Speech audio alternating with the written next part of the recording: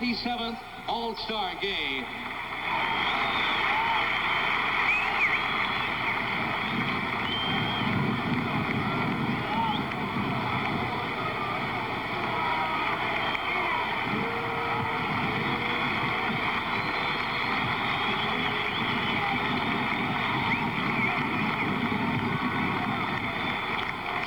American League, the coaches of the manager of the Cleveland Indians, Frank Robinson.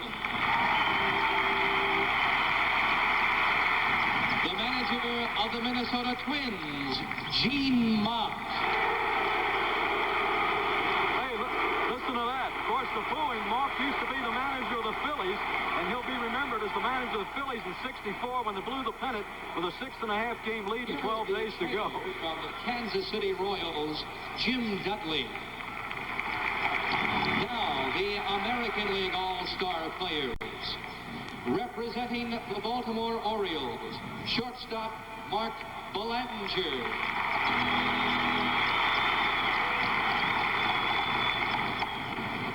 From the Boston Red Sox, catcher Carlton Fisk. Pitcher Louis Tiant. First baseman Carl Yastrzemski. From the California Angels, pitcher Frank Tanana. From the Chicago White Sox, pitcher Rich Gossage. From the Cleveland Indians, pitcher Dave LaRoche. From the Kansas City Royals, outfielder Hal McRae. Outfielder Amos Otis. Shortstop Fred Kotek. Representing the Milwaukee Brewers, third baseman Don Money.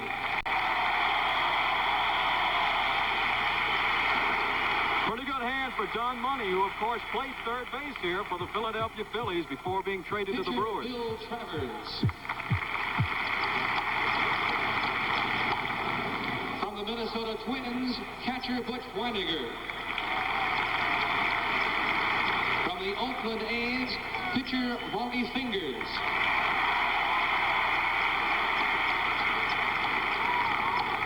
Second baseman Phil Garner. And from the New York Yankees, first baseman Chris Chambliss. Pitcher Catfish Hunter.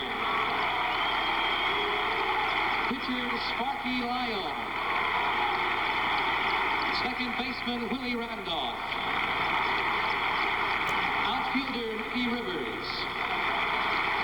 Let's greet the American League manager from the defending champion Boston Red Sox. Here is Darrell Johnson.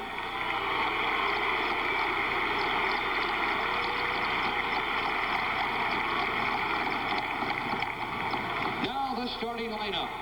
Leading off from the Detroit Tigers, his 30-game hitting streak earlier this year was the league's best in 27 seasons, left fielder Ron LaFleur.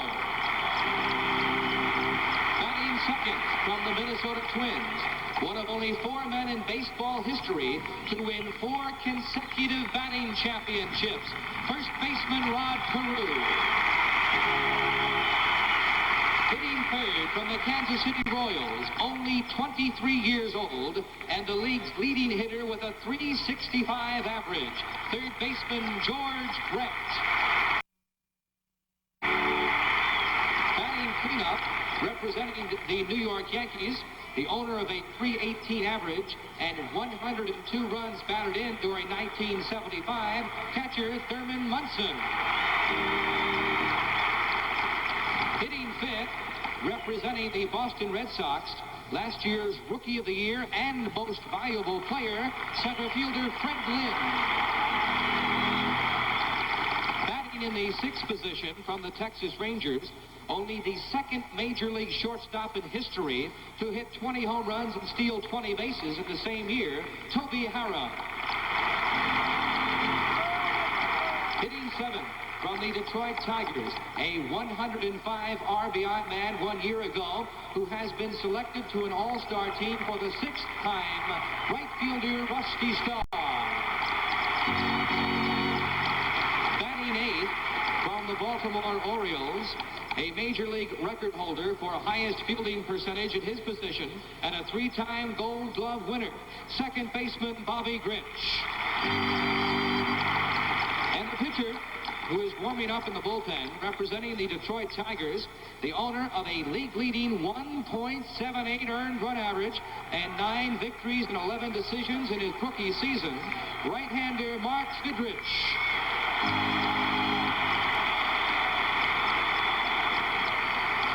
It's time to meet the National League All-Star. And now the National League.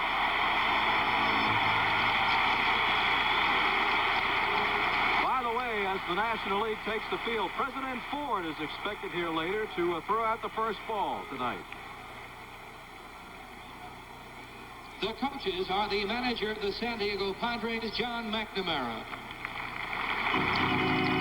and the manager of the Philadelphia Phillies, Danny Ozark.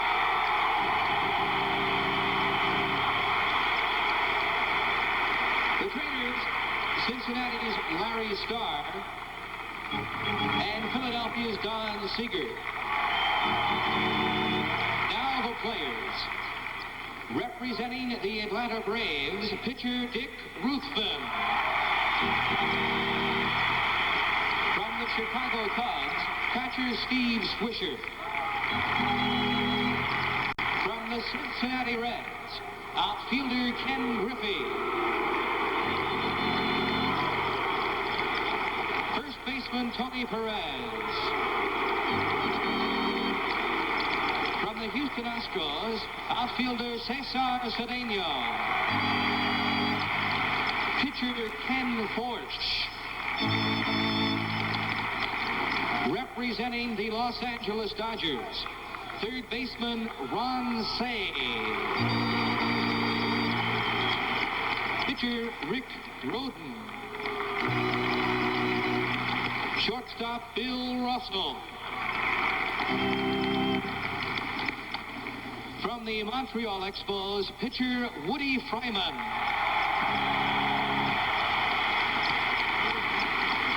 From the New York Mets, pitcher John Matlack. And pitcher Tom Seaver. Representing the Philadelphia Phillies.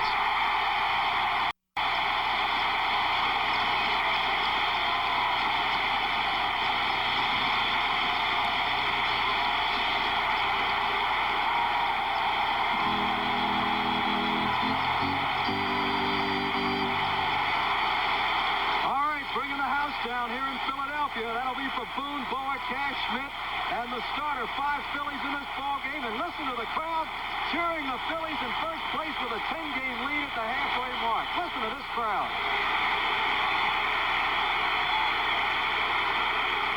Catcher Bob Boone.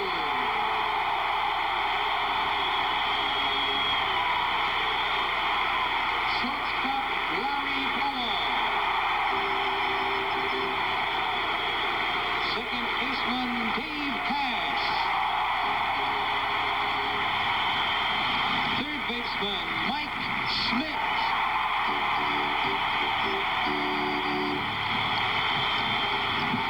From the Pittsburgh Pirates, outfielder Al Oliver. From the San Francisco Giants, pitcher John Montefusco. And from the St. Louis Cardinals, outfielder Bake McBride. Here from the world champion Cincinnati Reds is the manager who is directing his third National League All-Star team, Sparky Anderson.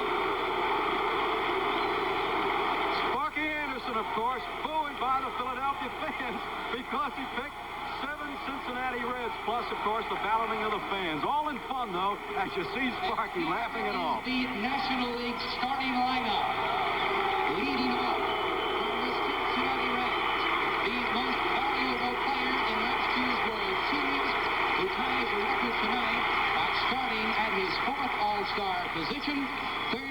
baseman Pete Rose. Booing Rose, of course, the Philadelphia fans. Partisan felt that Schmidt should have been the starting third baseman. Batting second from the Los Angeles Dodgers, the Commissioner's Trophy winner as the most valuable player of this game 2 years ago, first baseman Steve Garvey. Hitting third from the Cincinnati Reds, the 1975 National League most valuable player, second baseman Joe Morgan. Batting cleanup from the Cincinnati Reds, his 72 runs batted in lead the major leagues this season. Center fielder George Foster.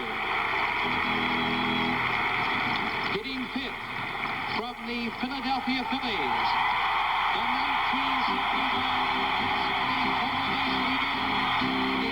72 extra base hits, left fielder Greg Luzinski.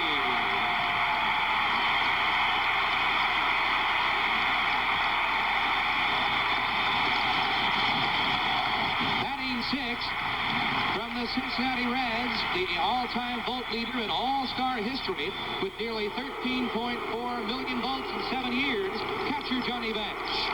Boos, of course, for Bench simply because Bob Boone of the Phillies is out hitting Bench by 75 points.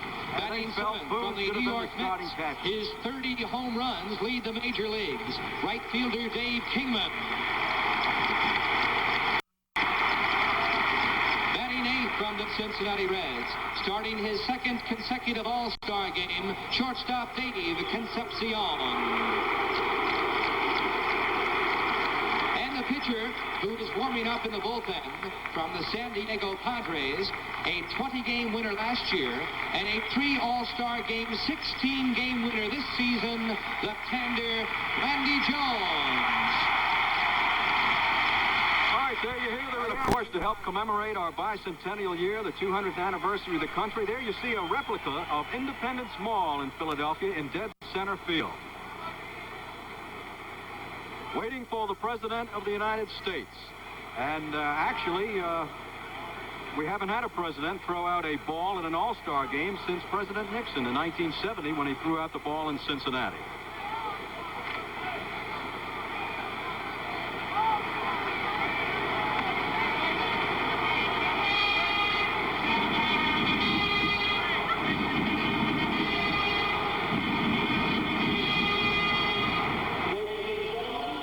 President of the United States.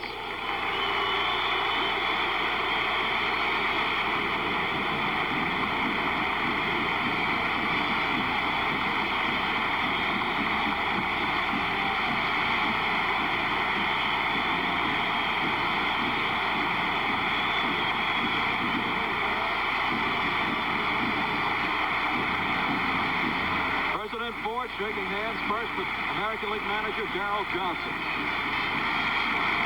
Marky Anderson. President Ford standing at home plate. Nice welcome from the Philadelphia fans. Now the president making his way toward the presidential box with both managers. Of course, in Washington, there is no baseball, as all baseball fans know.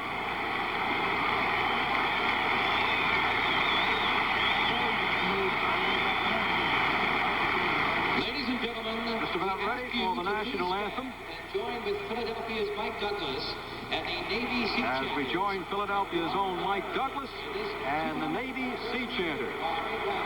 That you join in singing our national anthem. Our first captain is one of only 4 American leaguers to win 20 games in 7 different seasons. He won 207 contests for the Cleveland Indians and helped pitch them into 2 World Series. Please welcome American League honorary captain Bob Lemon.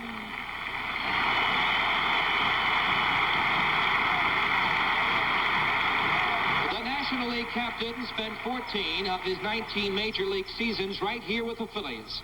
One of the famed whiz kids of the 1950 championship Phils, 286 times in his career he was a winner, and his 5 starts share the record for the All-Star game. Please welcome back honorary National League captain, Robin Roberts.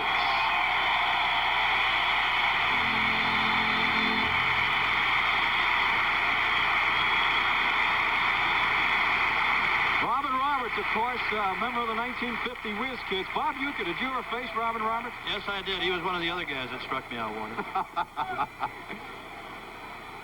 Don't forget, we will be going back to New York, perhaps later on tonight, for the Democratic Convention, if it warrants itself to do so. Now you see Thurman Munson, Hank Aaron, President Ford. Johnny Bench and Thurman Munson will go after the first ball as thrown. Now, the president has a ball in each hand. Now, I guess he'll throw two balls, both right-handed, or will we see an ambidextrous throw?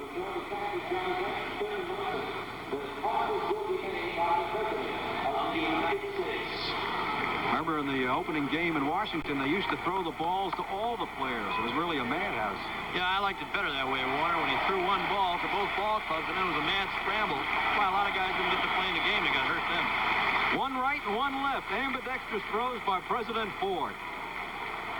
Signing the balls, of course, for Munson and Bench. We'll be back with the start of tonight's game from Veterans Stadium, Philadelphia, after this message. Now, let's have the American League batting order as they introduce themselves. Hello, I'm Ron LaFleur. I'm playing left field for the All-Stars this year in the American League. And I would like to say hello, and I would like to thank all of the fans who voted for me this year, and I hope that I can do something to really make you feel proud of me. Hi, I'm Rod Carew, Panama first baseman. Hi, I'm George Brett, Ken Brett's baby brother. I play third base for the Kansas City Royals from El Segundo, California. Thurman Munson, Canton, Ohio, catcher. Hi, I'm Freddie Lynn. My hometown is Del Monte, California, and I'll be playing center field. Hi, I'm Toby Hara, hometown Bedford, Texas, shortstop. I'm Rusty Staub. I'm from New Orleans, Louisiana, and I'm going to be playing right field. Hello, I'm Bob Gritch from Long Beach, California, and I play second base for the Baltimore Orioles. Mark Fittich. I live in Northborough, Massachusetts, and I'm a pitcher for the All-Star game. Is that good? I'm Darrell Johnson from Pinole, California, manager of the American League All-Stars. There you see, certainly one of the most versatile show business people in the history of show business, Danny Kaye from Brooklyn, New York, and of course, part owner of this new Seattle franchise. Bob Prince, what about this defense for the National League? Well, it's not as fast now as they normally will have, but they'll have Lozinski in left, and Foster will be out of position in center field. Kingman will be in right. They have Rose, Concepcion, Morgan, and Garvey around the infield, and Jones on the hill with Bench behind the plate. Randy Jones will come at him. He's 16-3, and he'll have that sinker ball working, and let's see how they try to work on him as Ron LaFleur from Detroit at 3:30 stands in here. 2 homers, 28 runs batted in.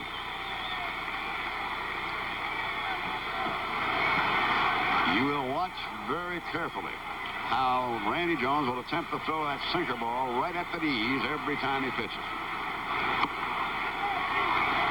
The plate umpire is Harry Wendelstedt of the National League. Jerry Neudecker of the American League at first, Andy Olson, National League at second, Don Deckinger of the American League. Foul, 1-1. Randy Jones, a premier left-hander with a 16-3 mark. LaFleur in his first All-Star game. Mounts to third, base hit. Well, he shot one through the left side. Now you have a little interesting situation here, Bob Uecker, because LaFleur can fly. He's stolen 29 bases. He's got outstanding speed from the Detroit Tigers, talking about Ron LaFleur. And that time he got a breaking pitch from Randy Jones inside, and he rammed it to left field for a base hit.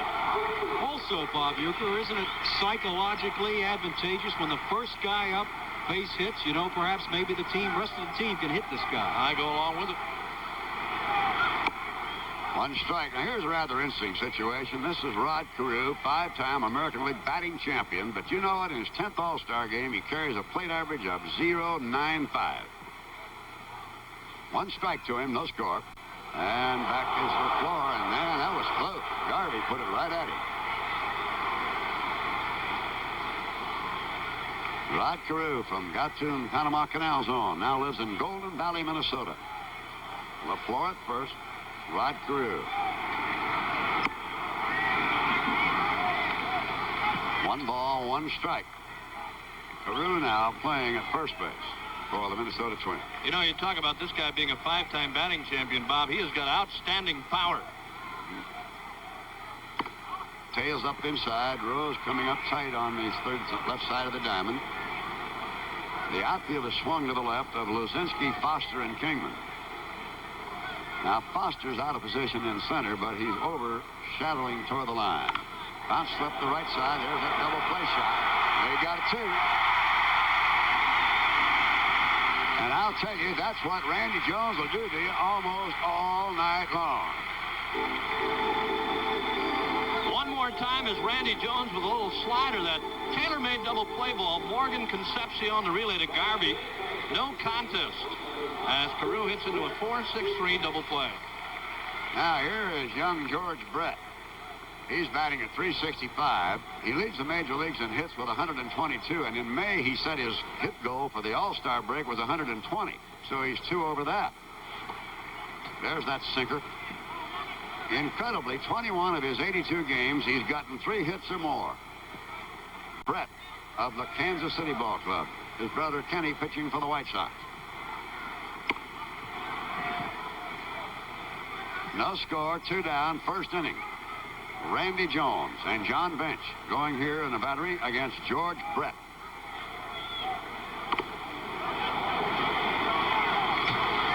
Ball 3, no strikes. They have taken down one of the scoreboards here so that they could accommodate approximately 3,000 more people. 3-0. And he has put him on. So, that's the first walk. And the batter is going to be the New York Yankee catcher, Thurman Munson, batting at .319 on the year, 8 homers and 50 runs batted in. Yeah, one of the outstanding players in the American League. This is for the Yankees, I guess you'd have to say this is their big RBI man. You're talking about clutch situations. You get guys on base when you need the big base hits, 2 outs. Thurman Munson's a guy that knocks him in for the Yankees. This is his 5th All-Star game, and he carries an All-Star average of .286 on the season thus far for the Yankees at .319. The Yankees, of course, leading the American League East. Thurman Munson. Now Brett at first. Up the left side, over is Concepcion, and on to Morgan for that familiar 6-4 force out. We go to the bottom half of the first inning here in Philadelphia, and the American League All-Stars, National League scoreless. Pete Rose from Cincinnati, Ohio, third base. Hi, Steve Garvey, first base, National League, Tampa, Florida. Hi, I'm Joe Morgan. I'm from Oakland, California, and I play second base for the Cincinnati Reds. Hello, my name is George Foster. My hometown is Los Angeles, California, and tonight I will be playing center field for the National League All-Stars. Greg Luzinski, Prospect Heights, Illinois, left field. Johnny Bench, Binger, Oklahoma, catcher, Cincinnati Reds. Dave Kingman, New York, New York, right field. Hi, I'm David Concepcion. I'm from Venezuela and I'm playing shortstop. Hi, everyone. I'm Randy Jones. I'm from Poway, California, near San Diego. I'm a pitcher.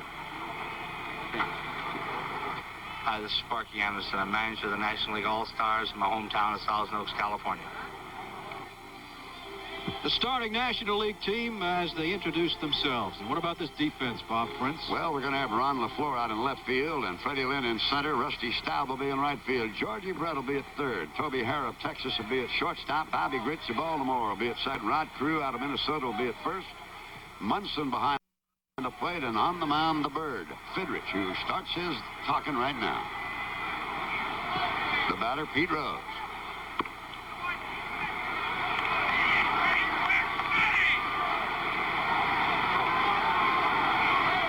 Tenth All-Star game for Pete, and he drives a base hit right up the middle. You know, Pete Rose already has 2,664 hits, and he figures by next year he'll get to the 3,000 mark and then some. I'll tell you, he's got an outstanding chance. Well, this guy's been one of the outstanding hitters ever since he's come to the Major League level. He's got a shot of Mark Fidrich there, setting his infield up. He wants him to play where he figures he's going to pitch each one of these National League batters. Pete Rose got a high fastball from him that time and ripped it to center. Steve Garvey stepping in. And with a .300 batting average, 7 homers, 45 runs batted in. He made the 74 All-Star team on a write-in vote by more than 1 million fans. And he was the MVP. Pete Rose at first base. That ball, they're playing Garvey to pull the ball. They gap him in right center a little bit as Staub peels off toward the right field line. His daddy's here with him tonight. That's hit down the right side. Staub running and can't get it. And it gets by Rusty. Now Rusty falls down. And Rose will score. And Garvey heads to third. There'll be no play there. Hey, I'll tell you something right now. Steve Garvey, previous 2 All-Star games, had 2 singles, a double, and a home run. And believe it or not, we talked yesterday as you watch it again and said, Steve, what about a triple and become one of the few players to hit for the cycle in total All-Star games? And here he is, first time up triple. And now Garvey has hit for the cycle in All-Star game play. I tell you, Mark Fidrich is twice on both of the first 2 batters he has faced. That's not the way we've seen him pitch. We had him a couple of weeks ago on a Monday night game. He is upstairs tonight, and he has got hurt twice.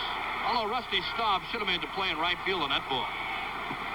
Joe Morgan standing in at .330, number 7 in the National League batting. He and the Bird going at it. They're going to play the infield back to Morgan. Popped him up, shallow right field. Back goes Rich, up comes Staub. Staub is calling, tagging is Garvey. Here's the come, and the throw will hold him at third.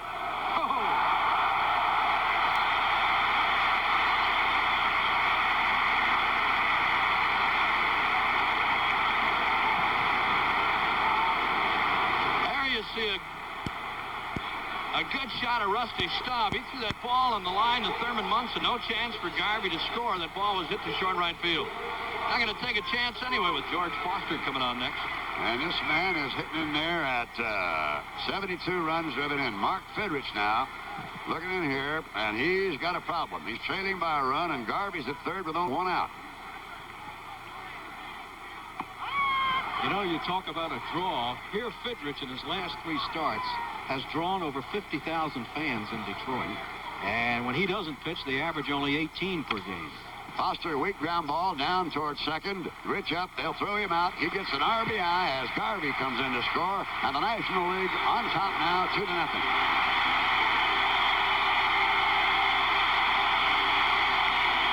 Now, this is for only one reason. This roar, Greg Luzinski of Philadelphia.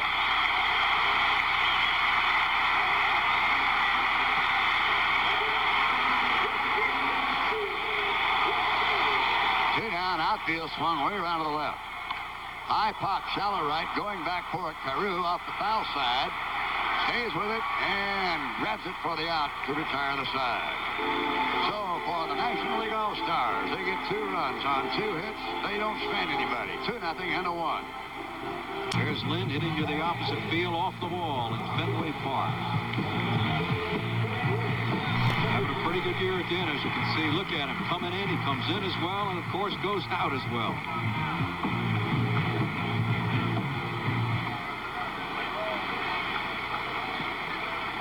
All right, here at the action, Freddie Lynn of the Red Sox batting at .324, 6 homers, 34 runs batted in. Randy Jones and the National Leaguers leading 2-0. Big chop down first base, foul ball. You know, one thing about Freddie Lynn, last year he won 13 major awards, including MVP and Rookie of the Year. He batted .331, he hit 21 homers, had 105 ribbies, 47 doubles, and he never went hitless in more than 3 straight games. Another foul. Originally went to Southern California University on a football scholarship, but played baseball for the great coach out there, Rod Dado. So we have a no ball, 2-strike count. Frank Robinson coaching at first, Gene Mock over at third. Beat up foul, and this guy will really make you ground ball, ground ball. That's one of the things the the American League, going to have to do against Randy Jones. There you saw Fred Lynn try to pull a breaking pitch. He tried to hit that ball to the right field side. And as we saw him in that little clip, he's got the ability to hit the ball the opposite field. That's popped up, and it'll come out of play unless the wind brings it back in for him. It does, and it's caught by Garvey right over the head of Johnny Bench. There's a big, strong wind up there, and the spin of that ball, too, on a hit by those fellows makes it quite a bring it right back down, doesn't it, Bob Uecker? Well, anytime that foul ball goes up, Bob, it's got that opposite spin that brings it back toward the infield. That ball goes up behind the plate. You've always got a chance, and Garvey made the play, but Bench and Garvey stayed right with it. Here's a fella you can talk about. I think he's very underpublicized. Toby Harrah, the Texas Rangers. Fine shortstop for the Texas Rangers. He's one of the bigger shortstops. He's got power. He can hit the home runs. He's only the second shortstop in baseball history to hit 20 home runs during a season and steal 20 bases. He's in there with 8 right now. Bounce toward third baseman Pete Rose. Guns it across to Garvey. 2 are down. Randy Jones in the National League here in the second inning, leading the American League by the score of 2-0. Now, there's one other thing about this Randy Jones that he'll do. If you crowd the plate on him, and you'll see it right now in Staub, he'll then go to his slider. Jones is firing the ball upwards about 76 miles an hour, and we'll tell you something interesting about that. And that's not too fast, but that's we figured it out. Bob Deacus here, one of our fine men at ABC, went out and pitched the ball. The slowest you can pitch it without it hitting the dirt is 40 miles an hour. Now, so 76 miles an hour isn't very fast, but Jones still gets you out. I don't believe it'll raise a welt on you, but it's halfway decent.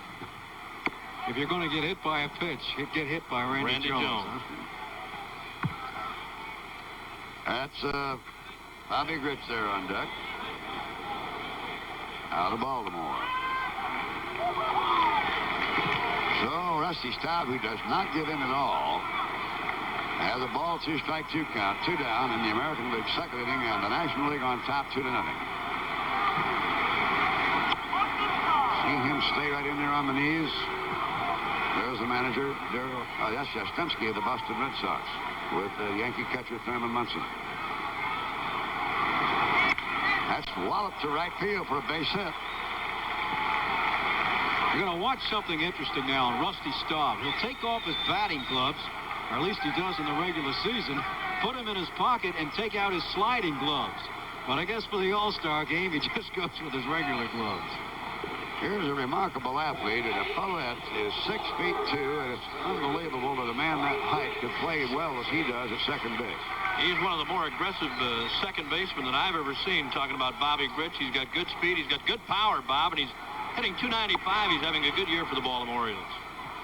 Well, with 2 out, Rusty Staub at first on the second hit of the ball game off Randy Jones. Staub, pretty good lead over there. That ball tailed away. Ball 2 and no strikes. Grich, you know, was 3 straight Golden Gloves at second base. There's Fidrich on deck. They're not using the designated hitter in the All-Star game. Check swing. Bounce to shortstop Concepcion. And Garvey to retire the side. So it's no runs and 1 hit. No errors and 1 left. And we're getting ready now to go into the National League second inning with the score of the National League 2, the American League, nothing. Would you believe over 2 million men? All-Star player reactions on meeting Mark Fidrich. Well, we haven't had a chance to see him do any groundskeeping work around the mound area yet, but if you've seen him pitch before, and if not, you may see him do that. Work the mound area over with his hands, talk to the baseball, talk to where he wants it to go, tells it location. He's got his act. There you see him right now. Now he's getting it on. And he's going to go against Johnny Bench. 0-1. Bench bats .409 in his ninth, going into the 9th All-Star game. He's been a real tough out. Johnny has a problem. He's batting at .234, 9 homers, 45 runs batted in. He'll have to let go of the bat a lot of times, so you'll watch Fidrich work here now. See how Bench let go of the bat with that right hand? That hurts him, Bob Uecker, to swing that bat. It hurts him to swing, but not to throw. He throws as well as he ever has, but hitting-wise, it hurts him. Missed with his curveball. It's a 2-0 National League ball game. Rose singled, Garvey tripled him home, Foster grounded it out, and Garvey scored. We're in the second. That's line to left field. Base hit for John Bench. You're not likely to see John Steele, but you know he's not been thrown out in 21 consecutive tries. I'd say that's a surprising statistic, certainly. Well, here's Sky King. He has 30 home runs. Dave Kingman. He'll either strike out or hit it clean out of sight. Hit it high off the right side, and it looks playable by Rod Carew. And there's one down. That'll bring up Cincinnati shortstop Dave Concepcion, batting on the year at .263, 6 homers and 33 runs batted in. This is his third All-Star game. He's from Venezuela.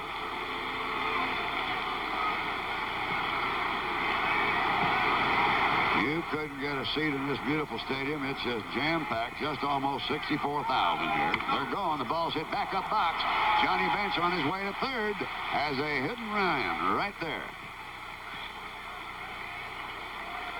Tell you, if Concepcion takes the pitch, Bench has got the base stolen, too. So they got him at first and third.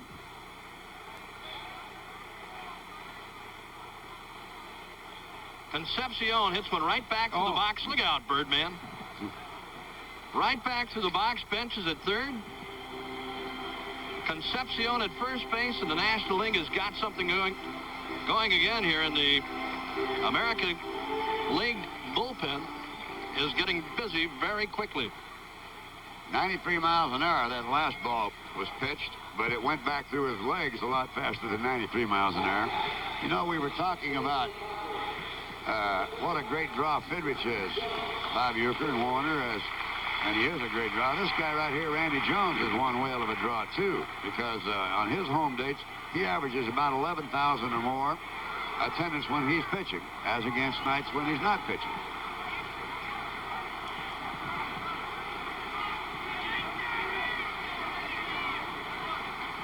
He's back.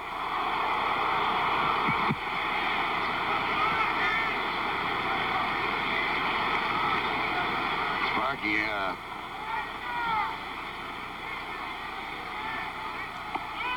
well, there's going to be, I believe, a short pass ball that'll allow Concepcion to move up into second base. We'll await an official decision. Got to be a pass ball. You look at it. This ball is almost a strike. That ball really handcuffed Thurman Munson. That was a good sinking fastball from Mark Fidrich. That ball handcuffed Munson. Thought it was interesting after Fidrich beat the Yankees on national television here on ABC 2 weeks ago. After the game, Munson said, well, I don't really go for Fidrich's antics. Called him a little semi-bush as Jones strikes out, and they asked Fidrich, who's Munson? Well, he told him the comments, and Fidrich says, who's Munson? How about, too, that Greg Nettles, you remember that Monday night game we all did? Greg was talking to his bat, telling the bat to hit the ball for a home run, and he said later on, after he popped up, he forgot his bat was a Japanese bat and didn't understand English. Pete Rose, who singled up the middle and scored. Now with runners at first and second, or rather second and third, 2 down, leading 2-0. Rose, of course, a switch batter. Gets beat up toward first baseman Rod Carew. Fidrich just in time for the out to retire the side. So Fidrich comes charging off the field, and we've gone through 2 innings of play here, and the National League is on top 2-0. We'll remind you once again, Harry Reisner's on the scene in New York. Any major significance, any newsworthy things coming out of there, you will hear immediately from that. And also, when you had a look up into the Olympic situation in Montreal, it perhaps might have looked to you as though Olga Corbett was injured. She was not. We're very happy to report. There's the bird, Mark Fidrich. And Catfish Hunter is warming up for the American League. Warner Wolf has gone on down, and we'll be having some interviews from out of the tunnel down there a little later on. Meanwhile, Tom Seaver loosening now for the National League. So we'll have now a pinch batter.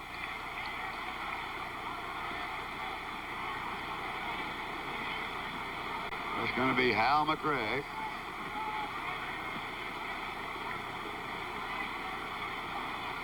What kind of years he been having, Bob Uecker?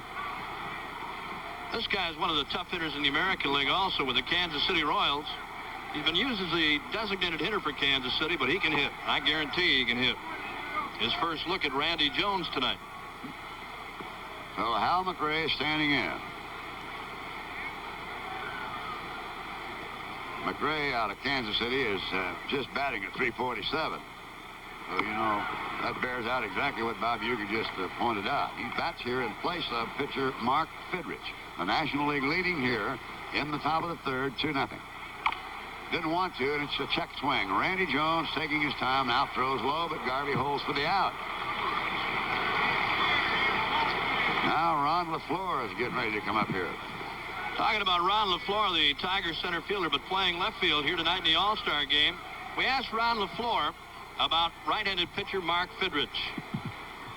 Well, they just look at the bird as a really crazy, you know, young guy, but like he's not really, you know, like everybody get along, and he's just the type of guy to just keep everything going.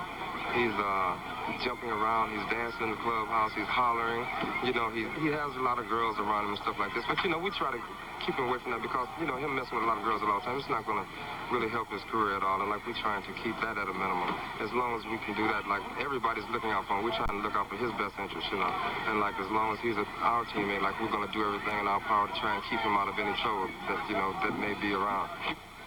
How'd you like to have a bodyguard like that, Uke? I'd rather be Mark Fidrich, I believe. Ron LaFleur, who singled in the first inning and then was doubled up. Standing in now with one down. And Jones just gives him that baffling little slider. And picks up his first strikeout.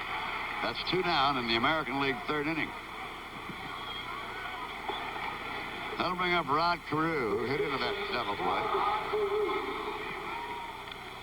Voted the All-Star second baseman all 9 seasons in the American League. He's now playing, of course, at first base for the Twins. There's that curveball. Randy Jones is right around the knees. He learned to get that sinker ball pitch, Bob Uecker, down to, no matter where you stand, he gets it right down to your knees.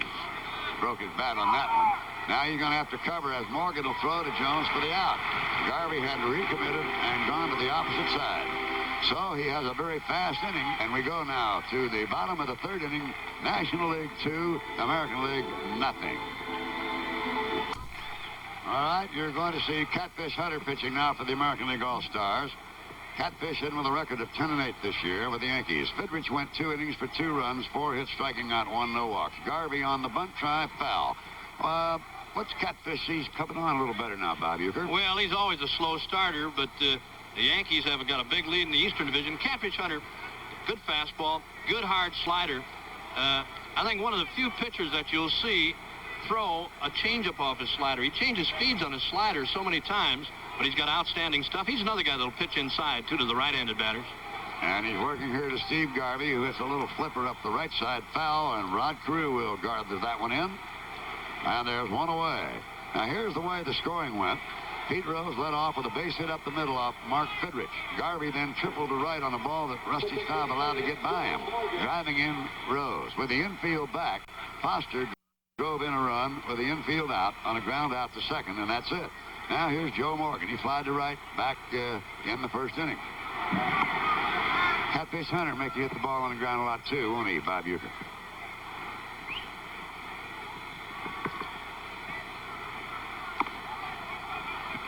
Ball 2.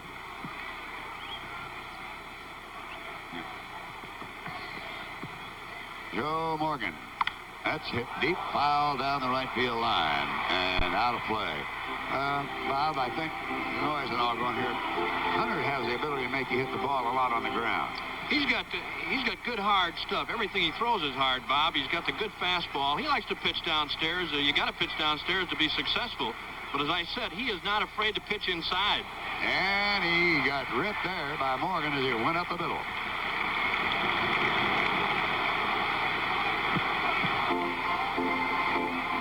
This Morgan is just unbelievable. He drew over 3 million in voting as you look at him there with that base hit. He now joins the only other 2 men to get 3 million votes, and that's Reggie Jackson and Rod Carew.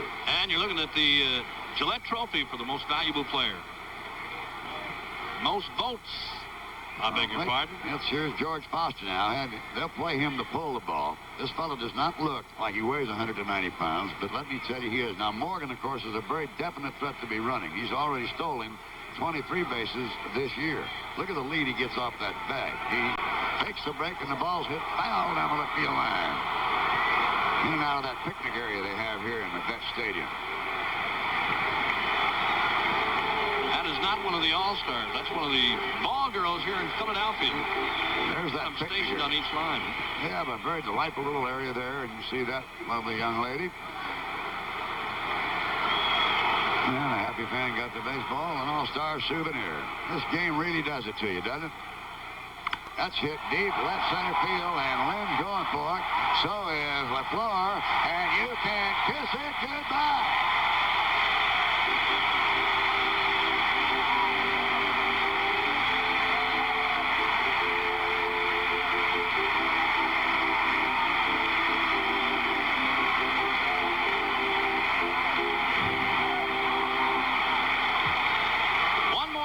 Catfish Hunter a fastball, and look at George Foster. He leads the major leagues and runs batted in. He really got into a Catfish Hunter fastball and drove it out of here in deep left center field, and the National League now leads 4-0. And here's Greg Luzinski. He hits a high, towering fly left field. Ron LaFleur has room on the warning track and comes up there for the out. 2 down. You know, before the ball game, Pete Rose was telling all the writers from all over the nation, and I mean they are here by the hundreds, that consistently Foster hits the ball harder than anybody in the National League. I could go along with that. We've seen him now 3 times during the course of the season. He is some kind of strong. Johnny Bench, he singled left back in the 2nd inning. National League leading now here in the 3rd inning, 4-0. They lit up Fidrich, and they lit up Catfish Hunter. There's this National League power that we were talking about earlier with Warner and with Bob Uecker. You know, this 8 starting lineup have 108 home runs and 421 runs driven in. That's firepower, Bobby. Yeah, they're outstanding. They've got the big hitters on the National League Ball Club, but there's a long way to go in the ball game. Oh, it's not over. That's a cinch. In Foster's first All-Star game, he got to be thrilled with that home run, huh? Johnny Bench. And it's now ball 1 and strike 2. 2 down, none on to the Oklahoma City lad.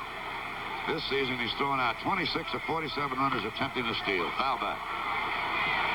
It's his 8th All-Star game. He has 21 unbelievable stolen bases. Haven't thrown him out in 21 tries.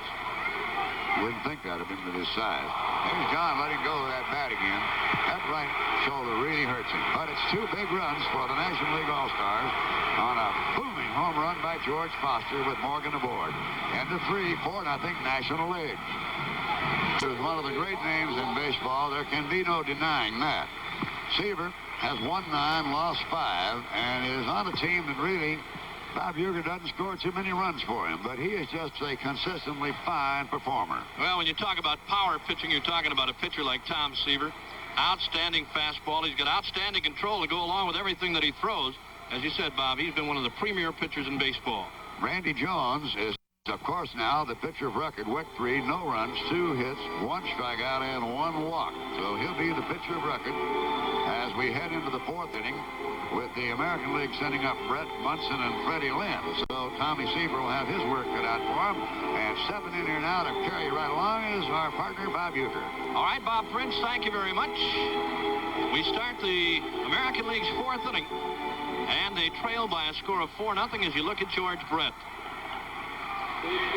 His first time up, he walked.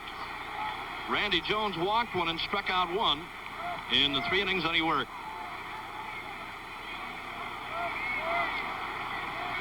Brett on the regular season, he leads the major leagues in hitting, .365.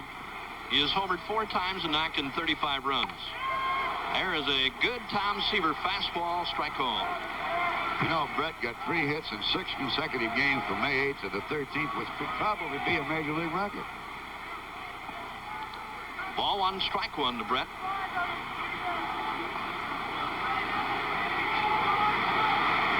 As you look at Tom Seaver, and he is tough.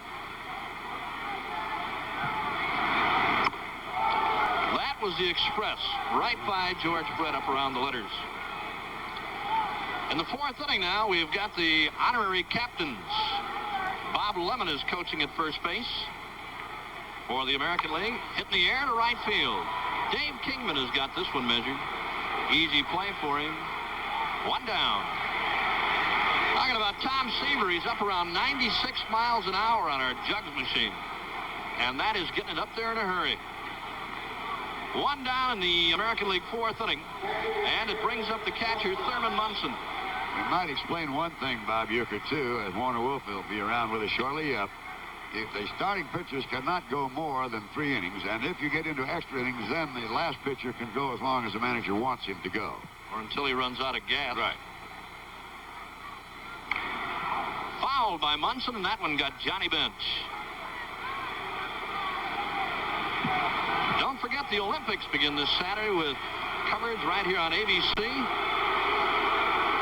2 weeks of outstanding Olympic coverage from Montreal, the Summer Games. Well, I'll tell you something, checking on Johnny Bench. He got really ripped on that foul ball, but that's going to be something. You'll see this again.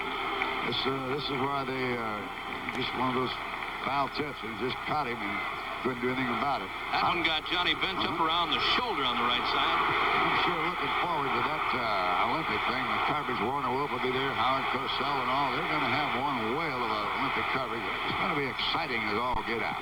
The fans in the background are hollering, "We want Boone," after Johnny Bench got hit with that foul tip. Breaking ball is low. It's 1-1 to Thurman Munson. You know, talking about the Olympics, boy, I'd love to be up there. Oh, I would too. Why don't you speak to Roon? I did a little hammer throwing in high school, 14 years old. Yeah, 16-pound hammer. I'll be darned. Been wearing a truss ever since. Couldn't handle it. Oh, my. 2 balls and a strike to Thurman Munson. The National League 4 and the American League nothing in the fourth inning. In the air, out of play by Munson. You know, like Chet 40 and Roon Arledge, of course, everybody going up there. Don Olmeyer, they're going to have about 400 people up there to cover the Olympics, so it starts up here in a couple of weeks. And ladies and gentlemen, it is going to be something. 2 weeks of great coverage on ABC. 1 ball and 2 strikes to Munson. Tom Seaver.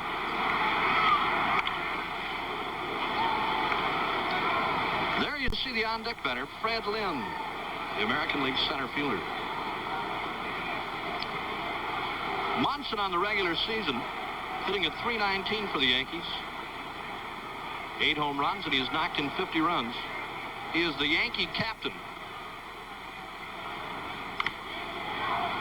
Short center field, Dave Concepcion. Shortstop, 2 down.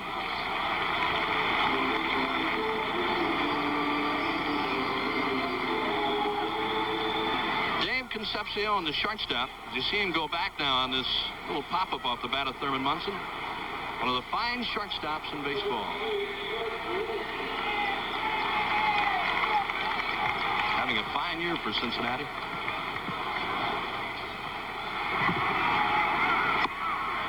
That was a Tom Seaver slider, low and inside. Fred Lynn, his first time up back in the second inning. Foul to the first baseman. 2-0.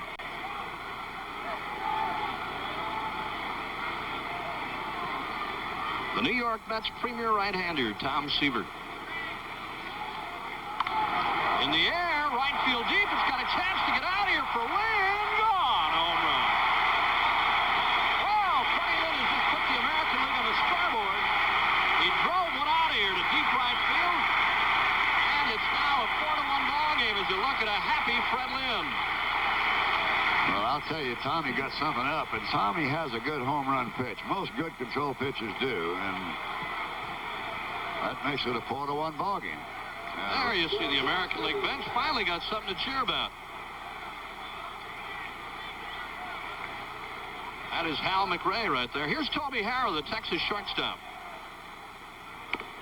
Bullseye. Harrow on the season hitting at .278 for the Rangers. He has homered 8 times and knocked in 43 runs. 2 strikes to him. You know, just before the All-Star break, Kuzman, Seaver, and Matlack all appeared in the same game. How'd you like to have that lineup coming at you? anytime or tonight?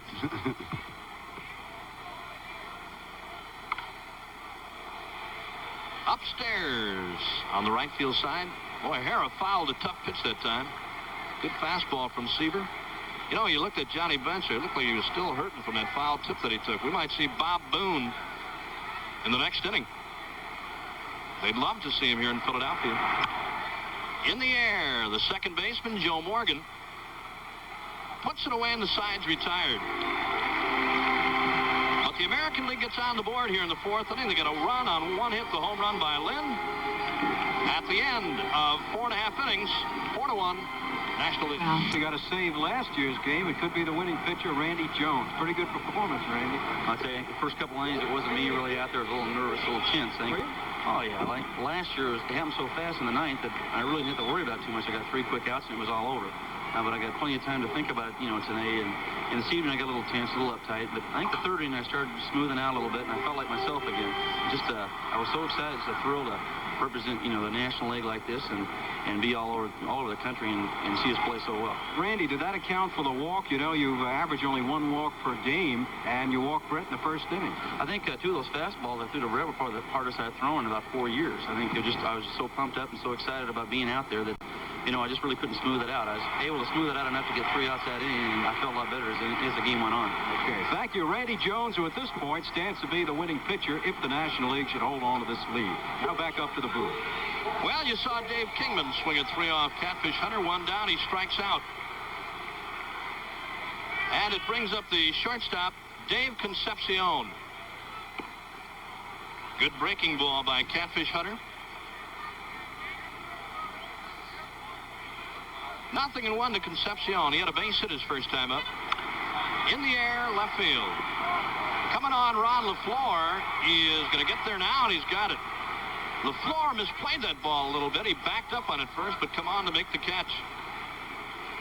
They're doing something here. They put a young man out there by the name of Robin Roberts, going to the Hall of Fame, the coach at first base for the National League All-Stars.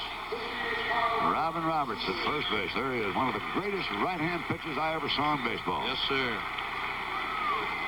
Tom Seaver, the pitcher. Good breaking ball by Hunter. 0-1. Seaver's not a bad hitting pitcher. Fastball. 0-2. The National League 4 and the American League 1 were in the 4th inning. Strikes him out. Good breaking ball by Hunter. Easy inning for Catfish. In the National League 4th, no runs, no hits, no errors, and nobody left. We've completed 4 full innings now, and it's the National League 4 and the American League, not 1.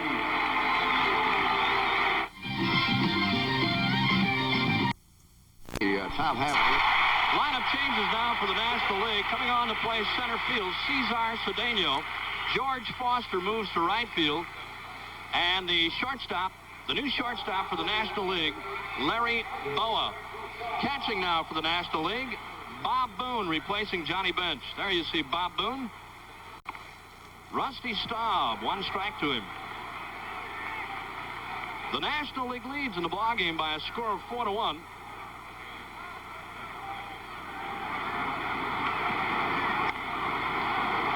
On the right field side foul. 2 strikes to Rusty Staub. He singled his first time up to right field. You saw that wind kicking up there. We got a handheld cameraman up on the top of this stadium. That wind must be blowing 40 miles an hour up there. A ball and 2 strikes to Rusty Staub. There's a shot from that handheld camera. Isn't that magnificent? Great camera work up there. Out of play by Staub as he faces an ex-teammate, Tom Seaver. Spent years together with the New York Mets. Number 9 for Tom Seaver. Right field, another base hit for Rusty Staub. He's 2 out of 2.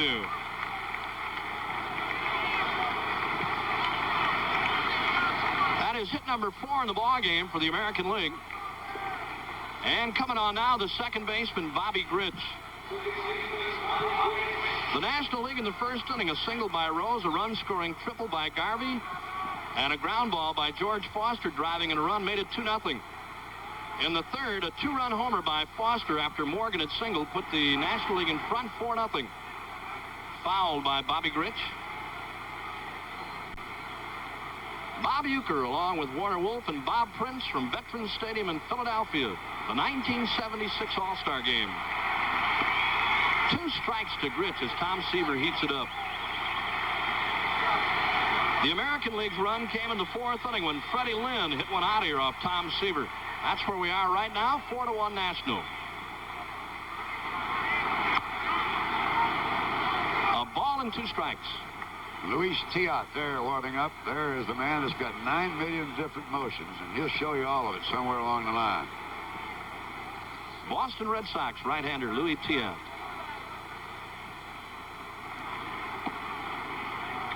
Ball 2, strike 2 to Bobby Grich. Baltimore Orioles second baseman hitting a .295. He has homered 7 times and knocked in 23 runs.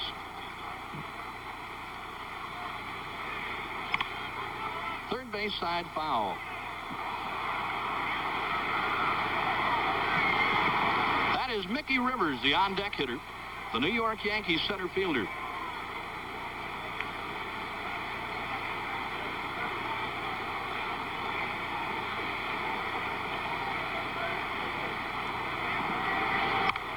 Out of play by Bobby Grich, hanging tough against Tom Seaver.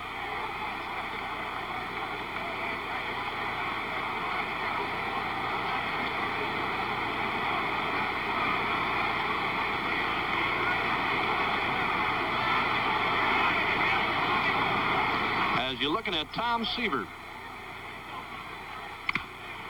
Hit back up the middle, Morgan. Boa, relay, double play. They turned another one. Taylor made again. 4-6-3. Morgan, Boa, and Garvey turn it on the American League.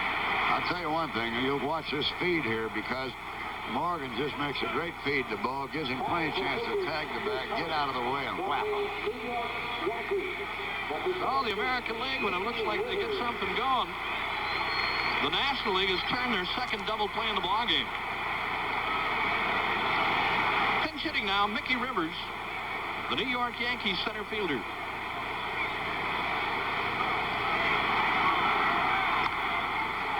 One strike to him.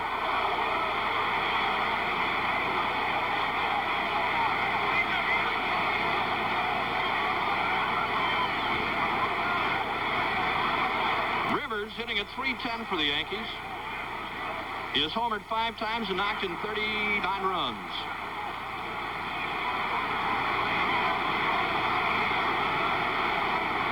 Talk about a guy who can really fly. Talking about Mickey Rivers. Really turned things around for the Yankees.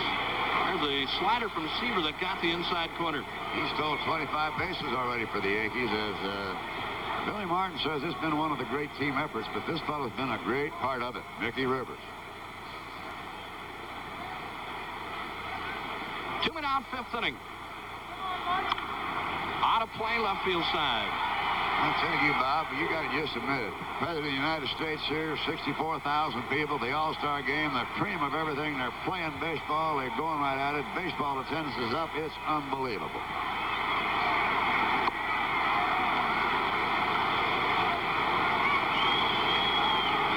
Strike 2 as you look at Mark Fidrich, and we're going to have a little talk with him in a couple of minutes. Got him. Seaver strikes out Mickey Rivers. That takes care of the American League in the 5th inning. No runs, 1 hit, none left. At the end of 5 1/2, National League 4, American League 1. While he warms up, let's go down to the dugout. Our colleague Warner Wolf with Mark Fidrich. All right, thank you, Bob. Mark Fidrich right here. Mark, kind of a rough 2 innings. What's your reaction to it? Life. That's the way it goes. Life. I don't know, man. I was happy to be here. I'm happy to have my teammates that got me here. I did it. Say hi to them all and wish them best of luck. We got to do next, season. Damn, I didn't show them what I could do, though. How about the base hit? The Rose, the first guy up base hit. Did that affect you at all? No, he got a base hit last time I faced him in the Expedition Games the first time up. I don't know. That guy knows my pitches, I guess. But listen, you always, all these complete games, and you had to come out after 2. Would you like to go back out there again? Yes, I would, just because I love being out there and, just representing our team. And playing with all these guys, it's neat, just meeting them for my first time, talking to them and all that, and it was great. This is one of the great games. I was up for it, but damn, they knocked me out fast enough. Okay, Mark, thanks for coming on. Now back up to the booth. Pete Rose leads it off here in the bottom half of the 5th inning. And let's take a look at this hard-driving Pete Rose.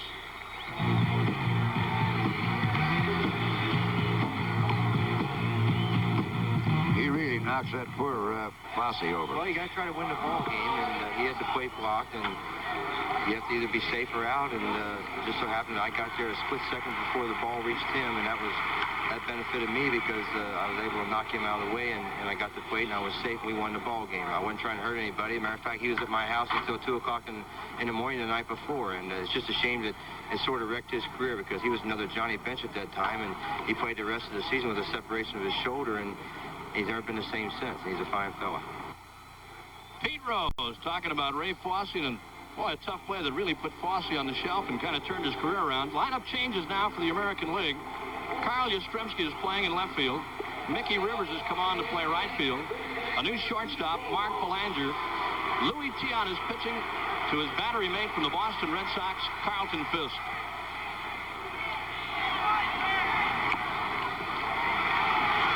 Rose singled and scored in the 1st inning. His 2nd time up, he bounced to 1st. Switch hitting, Pete Rose. Right center field, going to be a base hit. Extra bases for Rose all the way to the wall. Here is Lynn on the pickup. Rose is going to try for 3. Bobby Gritz's relay, head first slide. He beat it.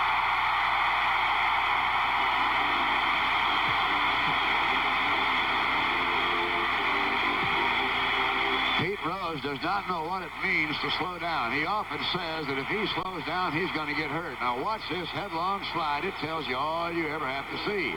And that's just about what you always see when you're watching Pete Rose play ball. There he is digging around 2nd. One more time, he heads for 3rd, and he is in as George Brett takes the throw. Yastrzemski made a fine relay, but I want to tell you something. That's great camera work cutting in there. Steve Garvey. Breaking ball outside from Louis Tiant. The National League 4, the American League 1 in the 5th inning. Louis Tiant.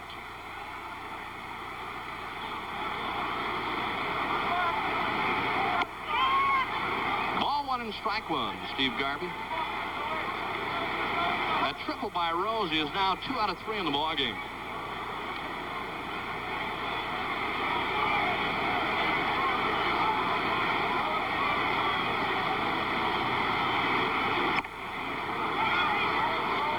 And strike 1 as Tiant missed inside.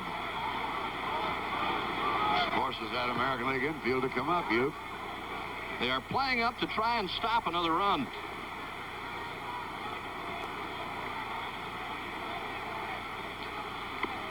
Good breaking ball by Louis Tiant. I told you before, he gives you all kind of motions out there. Turns around, looks in the outfield. He's all arms and legs. Tough guy to follow. Count is even to Garvey, 2-2.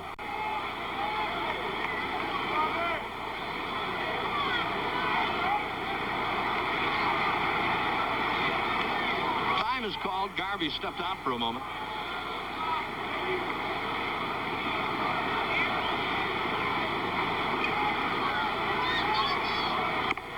And he just missed with that fastball. He's run the count full on Garvey, 3-2.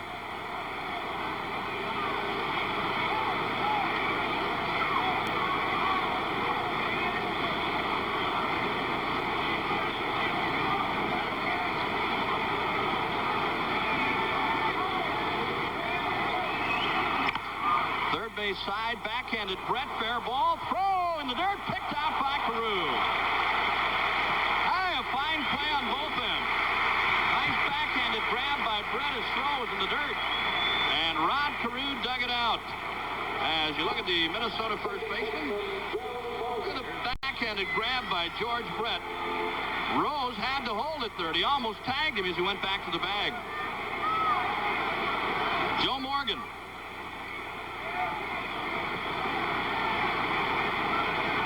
Morgan is 1 for 2 in the ball game.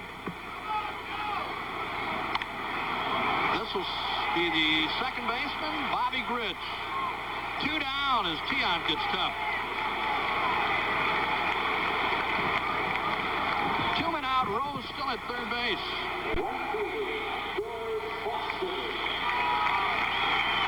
And it brings up the right fielder now, George Foster. He started the ball game in center field. He has knocked in 3 runs for the Nationals. First inning on a ground ball. In the third, he had a 2-run homer.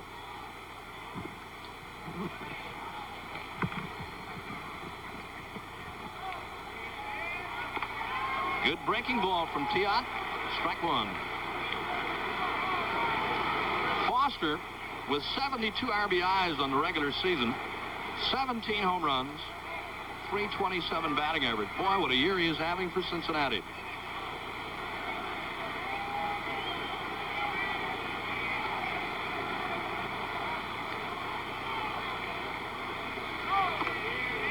Almost threw it by Carlton Fisk.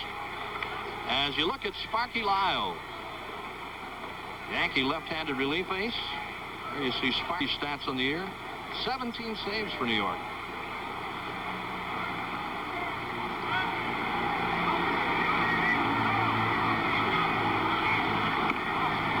Ball 2 and strike 1 now to Foster. That is Greg Luzinski, the Bull. Philadelphia Phillies left fielder. Louis Tiant.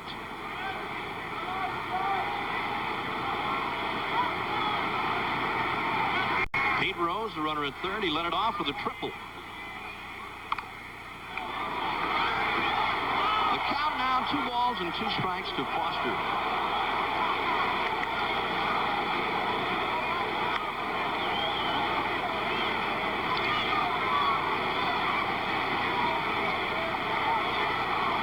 Well, our colleague Warner Wolf is back upstairs. All right, Bob, what did I miss? In 3 seconds, what did I miss? Randy Jones is somebody. Yeah.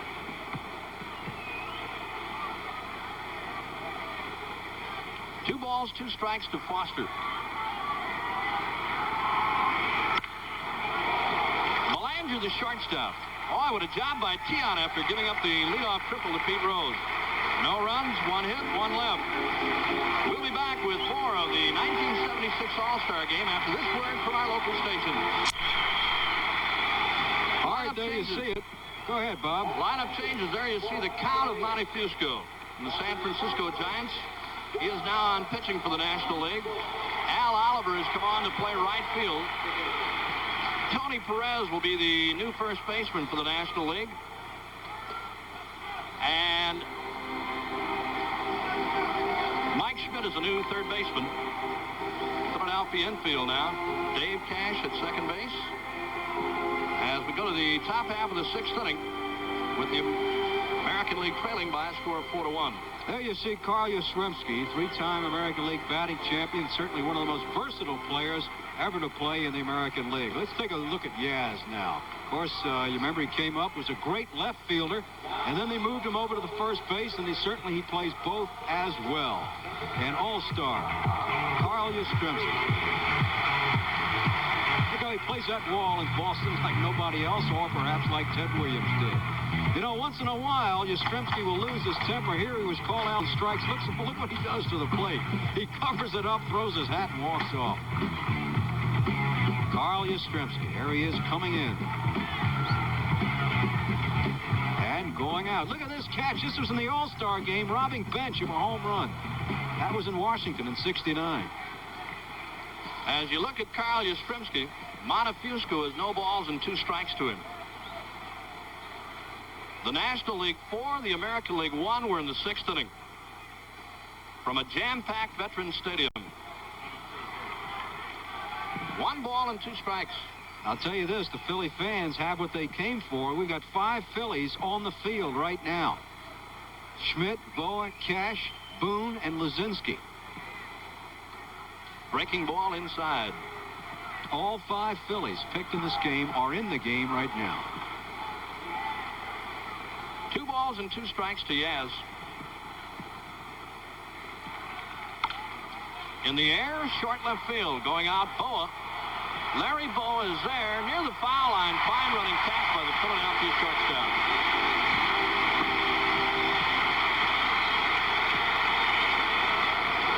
Larry Boa, the shortstop for the Phillies, picks second to Concepcion, but you won't convince the Philly fans that he's second to Dave. Self-made switch hitter, was normally a right-handed hitter all his life, and very late, in fact, his last year in the minors, switched around left-handed. Rod Carew, first baseman, has hit into a double play and bounced to second. Five-time American League batting champion. He won 4 in a row. Good fastball by Montefusco. You know, Bob, I remember years ago, it was Carew's first year. Sam Mealy was managing the Twins, and he wanted to play Quillisi. And Calvin Griffith sent a directive right down from the top and said, I want Carew at second base. I'll never forget the game. It was against the Senators. He went 5 for 5, and he's been there ever since. Boy, he is some kind of hitter. 2 balls and a strike as Montefusco misses. The thing about Carew, you'll see him change stances so many times. He has a different stance with men on base, left-handers, right-handers. He opens up, closes his stance, hits out of a deeper crouch. 3-1 now, Montefusco behind.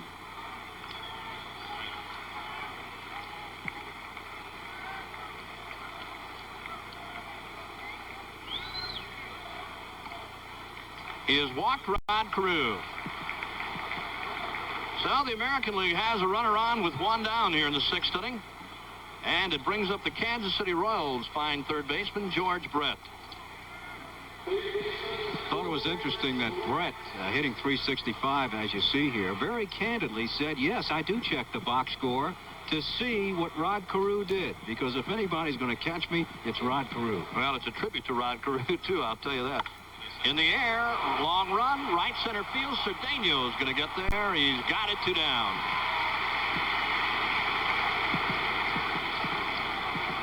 Let's go down now to our colleague Bob Prince and Joe Morgan. Okay, Bob, it's a pleasure to have a young man here who just tied Reggie Jackson and Rod Carew. Joe Morgan, congratulations on being selected with 3 million votes. That's a great honor for you, I'm sure. It is a great honor, Bob. You know, I didn't know I had that many friends around the country, but it's a great honor. And one other quick question, how's your teammate John Bench? Well, he got caught pretty good right on the bone here in the shoulder, and I'm afraid it's going to be hurting for quite a while. Well, I'm sorry to hear that. Joe Morgan, thank you very much. You're a great cut at the game of baseball. Good luck to you. Right, thank you, Bob. Now let's go back up to our colleagues in the booth. Throw to first base, and the runner Rod Carew back safely. Carlton Fisk, the Boston catcher.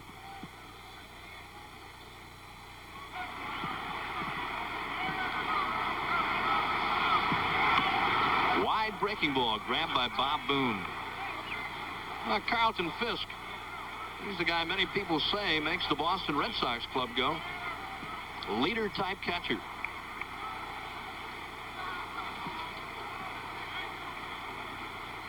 On the season, Carlton Fisk is hitting a .255. 9 home runs. He's knocked in 31. Good fastball. Hey, you saw a good shot of Montefusco as you watch right now. And, of course, in the American League, they call Fidrich a character. But in the National League, this is the counterpart. Montefusco. You know, he got that name. He pitched for Amarillo, and they call him the Count of Amarillo in the minor leagues. And then, of course, they changed it when he came up. And here's a guy that makes predictions. Once predicted he would shut out the Dodgers. Carew running, and Boone dropped the ball. It's going to be a stolen base. Well, the American League trailing by a score of 4-1. They set Rod Carew with 2 down. He is at second with a stolen base in scoring position. Made a prediction last 4th of July that he would shut out the Dodgers 1-0. Believe it or not, he did so. Beat Messersmith 1-0, 75. In the air, playable. The catcher, Bob Boone, fires that mask out of the way. Puts it away on the sides, retired. American League in the 6th, no runs, no hits, 1 left. At the end of 6.5 innings, Nationals 4, Americans 1. Tom, regardless of what goes on in this great game of ours of baseball, it survives, and this All-Star game is living proof of it. It certainly is. They put on quite a show here in Philadelphia tonight. What about your reaction to the ball game itself? Well, other than the home run I just gave up, I think I'm very, very happy the way things are going. And you feel, Tom, that you're coming back into the shape that you were earlier? I hope so. I didn't pitch very well, I don't think, earlier in the year, but things are coming around. One thing that I missed tonight, I missed Fidrich. I thought he was going to get down and redo that mound and everything. He is really looks like a fine young pitcher to me. Well, he is, and he'll see us some other time. Thank you very much, Tom Seaver. Good luck to you. Let's rejoin our colleagues upstairs. Greg Lazinski leads it off here in the National League 6th inning. I believe I said at the end of 6 1/2. It's at the end of 5 1/2. I'm all keyed up my first All-Star game. The 1976 All-Star Game is being brought to you as an exclusive of ABC Sports. Let's pause right now 5 seconds to allow our stations to identify themselves.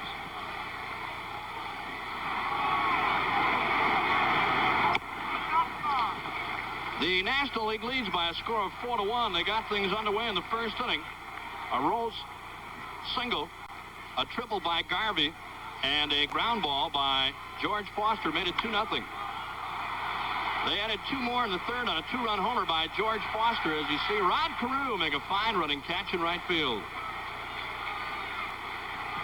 The American League run scored in the 4th inning when Fred Lynn hit one off right-hander Tom Seaver. Bob Uecker along with Warner Wolf and Bob Prince from a jam-packed Veterans Stadium in Philadelphia. Our 200th anniversary. We got a big sign out here. Happy birthday, America, our bicentennial. And where else but Philadelphia? The All-Star Game, 1976. Cesar Cedeno. Boy, what a year this guy is having for the Houston Astros.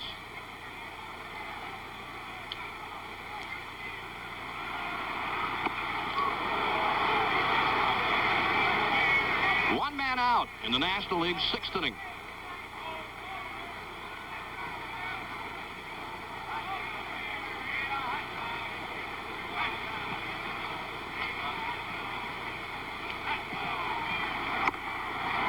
The express by Louis Tiant. Heating it up. 2 strikes to Cedeno.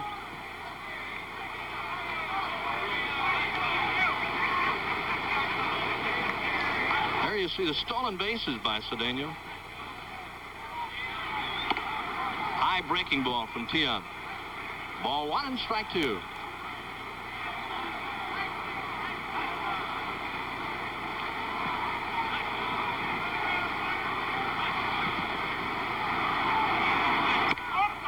Tiant outside. Ball 2, strike 2.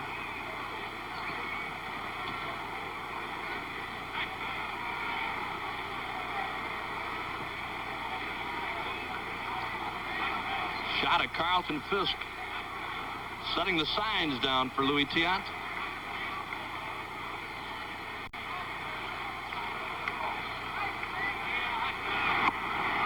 He's run the count full, 3-2. At this point in the ball game, it might be interesting to note that both managers, Darrell Johnson of the American League and Sparky Anderson of the National League, each have used exactly 19 players with 9 remaining. So both have perhaps showed off the players in an effort to give all the players a chance. Out of play. Still a full count to Cedeno. As you look at this huge crowd at Veterans Stadium in Philadelphia. Oh, this place has been jumping all week. Counting the Secret Service people, over 64,000 fans.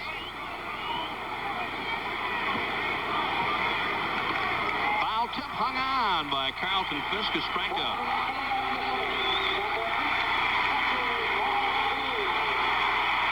Bob Boone, coaches, don't forget on ABC this Saturday, Olympic coverage begins at 2:30 Eastern Time, the opening ceremonies.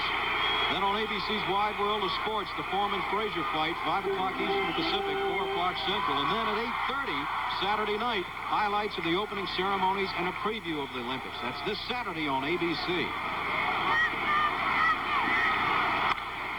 In the air, playable. Mark Belanger, the shortstop, in short center field, puts it away and the side's retired. The Nationals get nothing in the 6th. At the end of 6 full innings of play, National League 4, American League 1. Top of the 7th inning now, and here's Warner Wolf. All right, thank you, Bob. Freddie Lynn to lead off here in the 7th. The American League trailing 4-1. Lynn homered to right field off Seaver in the 4th inning. Lynn followed by Belanger and a pinch hitter for Tion. Al Oliver has moved over to left field, Cedeno in center, and Griffey comes into the ball game to play right field for the National League. The infield has Perez at first, then 3 Philadelphia Phillies. Cash at second, Boa at short, Schmidt at third, and Boone behind the plate with the count of Montefusco on the mound. Outside for a ball. Rick Rhoden of the National League warming up from the Dodgers. Young gentleman from Long Branch, New Jersey. And that's it for Freddie Lynn. So Lynn fans, and that'll bring up Mark Belanger. You know, I was interested, Bob. I don't know if it was just my feeling, but here's Mark Belanger playing in his 13th year in the major leagues, and I was surprised suddenly to find out that this is Belanger's first All-Star game after 13 years. I'll tell you, he's one of the fine fielding shortstops in the American League. He's done an outstanding job for the Baltimore Orioles. He keys that fine infield over there. Brooks Robinson really hasn't played that much now, and this guy, I guess, is really the kingpin over there. There you see it. If I may say so, the #1 sports network in the world. The 1-1 to Belanger is outside for a ball. 4-1, the American League trails. Foster, the big guy so far. Who let that guy in? Our colleague. Foster, the big guy so far, with the 2-run homer and the RBI ground out. Popped up, Cash going back, and in comes Griffey. Griffey calls, and there's 2 down. Now let's go into the dugout, and we have Bob Prince along with Steve Garvey. Well, Steve, my friend, you got yourself a big triple. That must have made your wife Cindy pretty happy. Oh, I think so, Bob. I think that'll be for the new baby, and I'm looking forward to getting home tomorrow morning and let things take their course in the next week. But it's been great playing here and helping the National League. Well, I'll tell you one thing, Steve. You play this game hard, and I had to sort of laugh a little bit. Your friend Rusty Staub went down on the ball that you sliced by him for a triple. Well, that's the way I was playing it. You got to check the conditions, who's out there, the pitch, and then we go from there. Steve, let's go back upstairs. Okay. All right, thank you, Bob and Steve. Garvey, by the way, as we pointed out now, with 2 singles, a double, a triple, and a home run in 3 All-Star games. This is Butch Weiniger, the youngest player ever to participate in the history of the All-Star game. He turned 20 in March. An interesting young man, a switch hitter. Harold Delano Butch Weiniger. Delano? There you see manager Sparky Anderson talking to John McNamara. Sandwiched between, on the other side, is Danny Ozark. A lot of brains down there, I'll tell you that. Oh, they got things going now.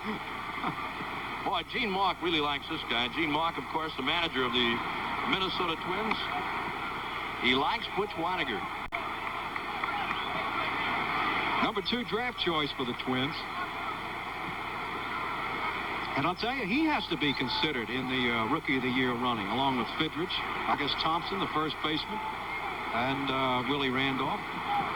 This guy's really done an outstanding job. You know, when you take a rookie, especially a catcher, and stick him behind the plate, and got a young pitching staff at Minnesota, take a young catcher and a young staff to try to work things out together. Low ball 3, 3-2 to Weiniger. Another natural right-handed hitter, and his father very instrumental in making him a switch hitter. 3-2 to Weiniger.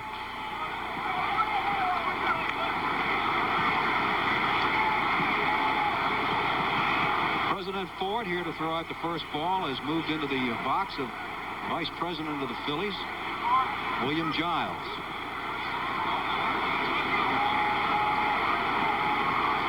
To Weiniger.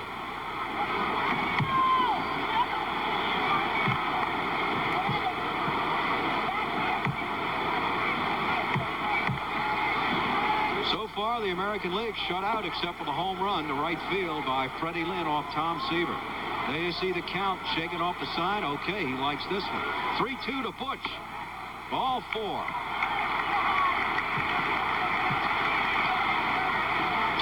You know, here's a kid. We spoke to him before the game. He said, look, I didn't even know if I was going to be on the ball club. Then he said, when I made it to the ball club, I didn't know if I was going to stick around. When they passed June 15th, he was happy to be there, and now he's in an all-star game. Really, just an incredible first 6 months for Butch Weinerger on first base. Here's Phil Garner, the second baseman of the Oakland A's. And, of course, Garner in there for Willie Randolph, who was injured on a pickoff play a couple weeks ago in New York.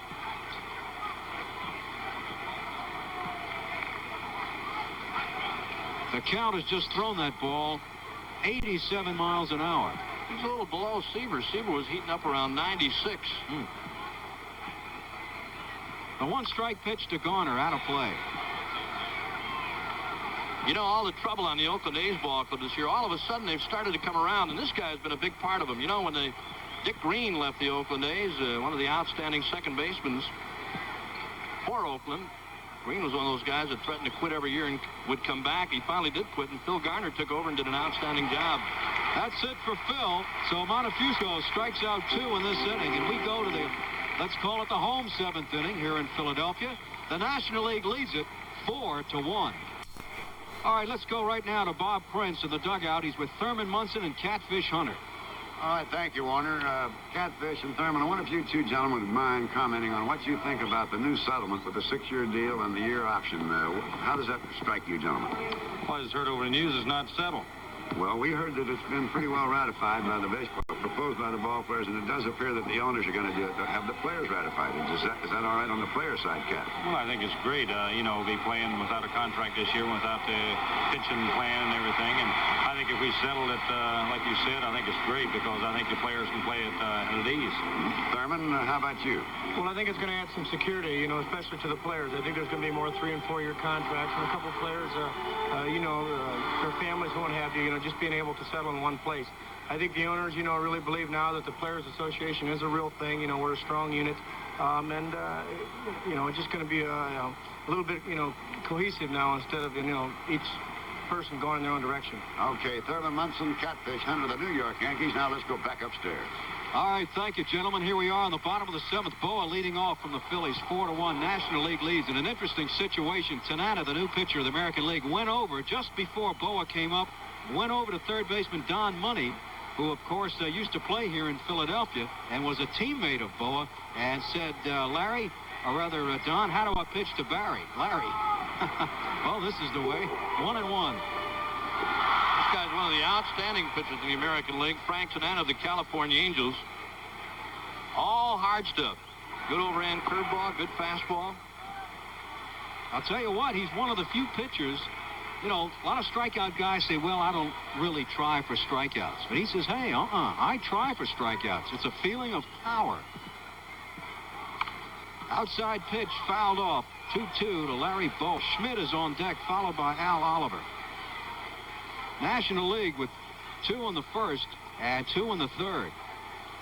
You know, you look at a guy like Frank Tanana, and you got to wonder what kind of winner he would be on a Yankee ball club, a contending ball, Phillies ball club, any club that is really contending, Warner, because, as I said, he has got outstanding stuff.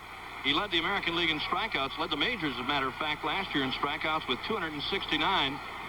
Finished 4th in the Cy Young Award voting last year. He struck out 17 Texas Rangers in a ball game last year. 3-2 to Bowa, and in the right field, Mickey Rivers on the run. He's got it. So Bowa flies out to Rivers in right field, and here's Schmidt.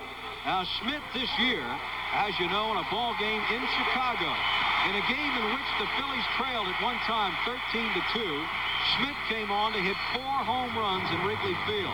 And, you know, he made an interesting comment. He said the game was so lopsided, being 13-2 at the time, he just went up, felt so relaxed, like it was batting practice, feeling there was no chance to catch the Cubs. But, of course, what happened? 4 home runs in that ball game. This tape, by the way, courtesy of our good friends at WGN Television in Chicago. 4 home runs for Mike Schmidt against the Cubs, and the Phillies won that ball game 18-16.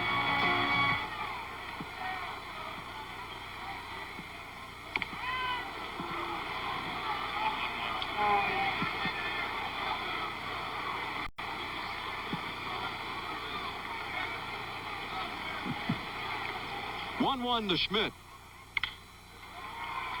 Patek at short. The throw to Carew and the 2 down. 6-3 if you're scoring, and here's Al Oliver. Hey, looking at Freddie Patek. 5'4" shortstop from the Kansas City Royals. You know, size means nothing when you're talking about this guy. He has got to be one of the strongest throwing arms of any shortstop that I have ever seen.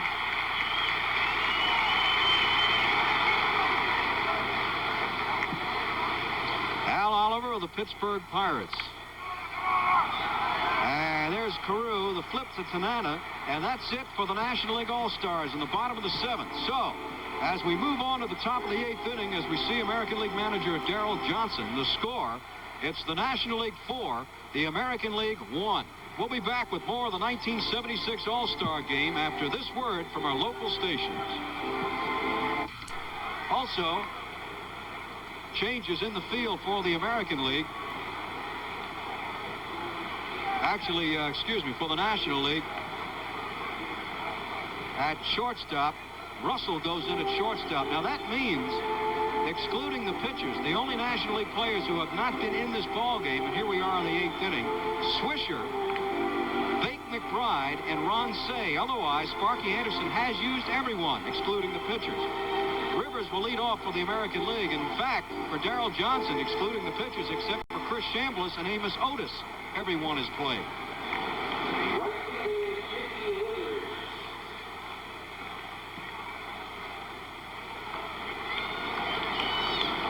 Mickey Rivers grounded out his only time at bat. Watch Rivers if he does it this time. After a pitch, many times will flip his bat like a baton twirler. Excellent bat control. Sometimes when he starts to go halfway around or fouls a pitch back, you'll see it. Carlton Fisk in the American League dugout. Tanana sitting next to him. Belanger and Freddie Lynn. Roden, an interesting story. Here's a 23-year-old young man. He had osteomyelitis as a youngster. Wore a brace on his right leg when he was 9 years old. Wore it for 3 years. And it was caused by an accident. He stepped on a pair of rusty scissors. And later had to have an operation on the opposite leg, so both legs would be even. And here he is in the major leagues, Rick Roden. There you see Woody Fryman warming up in the National League bullpen. Used to play, of course, here in Philadelphia.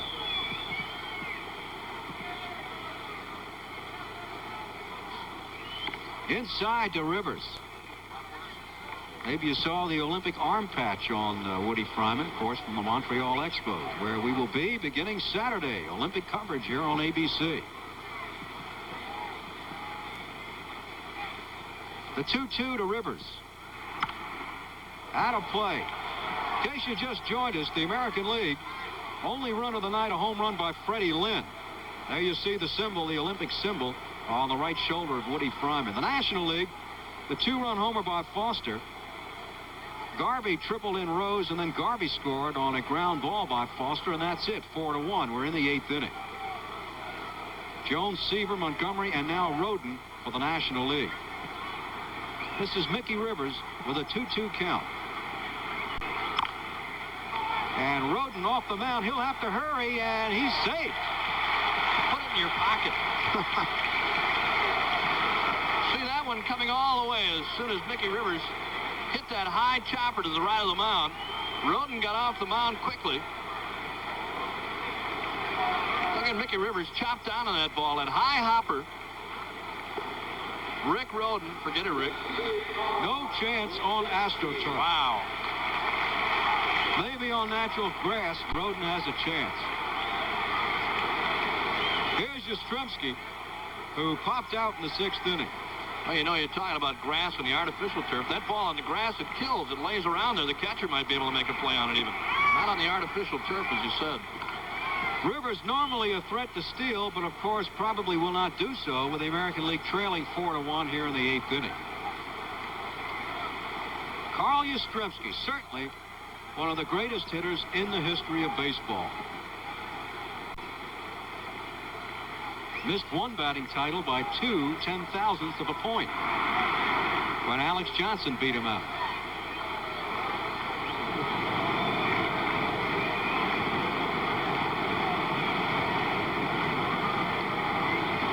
The one-strike pitch to Yaz outside. Carew is on deck, followed by Brett, unless, of course, Darrell Johnson makes some substitutions. He has Chambliss and Otis, who have not played, excluding the pitchers. There you see Carew.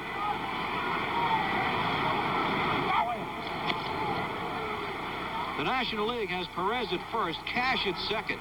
The shortstop is Russell, and Schmidt from the Phillies at third base. Oliver in left, Cedeno in center, and Griffey in right. Rick Roden's fastball on our judge machine now up around 91 miles an hour, so he's heating up pretty good. Anything above 85, 86 miles an hour is very, very good.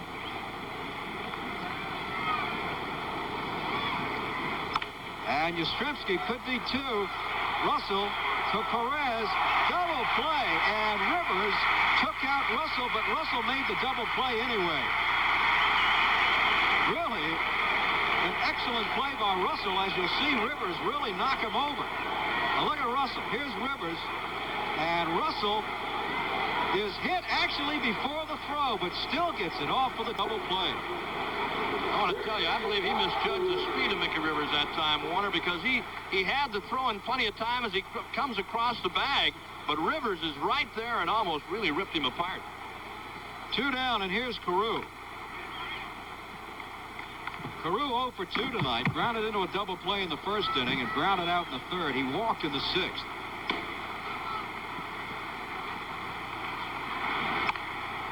Out of play, a ball and a strike to Rod Carew. Third double play for the National League. There you see Carl Yastrzemski.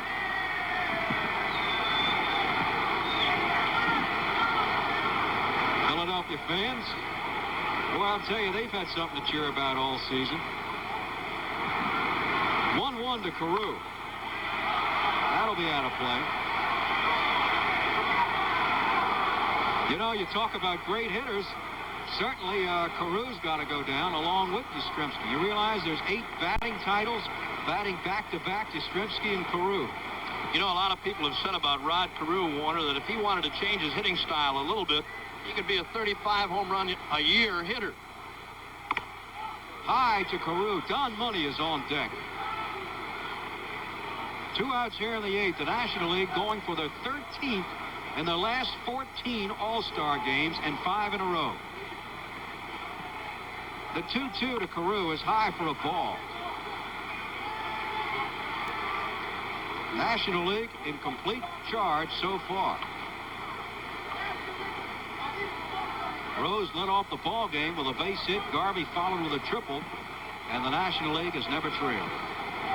The 3-2 to Carew. Left center field. Oliver back. That's it. So the American League, no runs, 1 hit, no errors, nobody left. We go to the bottom of the 8th inning. One more chance for the American League. They trail 4-1. Thank you, Warner. And I'm standing here with the Commissioner of Baseball, Mr. Bowie Kuhn, and Mr. Tom Stout, who is the Director of Marketing for the Chevrolet Division of General Motors. And Mr. Stout is here to make a presentation to Major League Baseball and to Baseball's Hall of Fame. Mr. Commissioner, all of us at Chevrolet are pleased to present to you in the Hall of Fame this commemorative series of paintings by Robert Tom celebrating 100 years of organized baseball. These paintings commemorate the first game, Babe Ruth pointing to the center field fence in the World Series, Pepper Martin sliding into third base, and Hank Aaron breaking the home run record. And we certainly hope fans everywhere enjoy these paintings on display at the Hall of Fame in Cooperstown. Tom, on behalf of Major League Baseball and the Hall of Fame, I want to thank you and Chevrolet for this beautiful gift that will become a very important part of the history of our game. Thank you. Let's go to New York right now for an update on the Democratic Convention, New York City, and ABC News. All right, Cash has just singled to left field. And here's Tony Perez. It's 4-1. National League leading, bottom of the 8th inning. I'd like to see Hubert Humphrey join us maybe next week for maybe do a guest announcing job here. Sure, I'd like to see him leg out a triple. That'd be great. There's no game. We'll be back, of course, on August the 2nd, following the extensive Olympic coverage from Montreal. Cash at first base, Carew holding. This is Tony Perez, the all-time Cincinnati RBI leader. And, of course, the Philadelphia fans would like nothing more than to see Mr. Cash attempt a stolen base. Frank Tanana working for the American League. There you see Cash. Tanana followed Fidrich, Hunter, and Louis Tiant. The 1-ball pitch to Tony Perez. In case you joined us, Fidrich stands to be the losing pitcher at this moment. He went 2 innings and really was not as effective as we had seen him before, allowing 4 hits, including the 2-run homer to Foster, a triple to Garvey, a single to Rose. Hunter gave up the 2-run homer to Foster. So the 2 runs on 4 hits charged to Fidrich. Hunter went 2 innings, 2 hits, 2 runs. Tiant, the most effective pitcher so far for the American League, 2 innings, 1 hit, no runs. Forsch warming up in the National League bullpen. Fingers in the American League bullpen. Low, a ball to Tony Perez. 2 balls and a strike. Once again, everyone has played for the American League, excluding the pitchers, except for Chambliss and Otis. For the National League, everyone has played, excluding the pitchers, except for Swisher, Say, and McBride. 2-ball strike pitch to Tony Perez. And that'll be ball 3, throw down the first.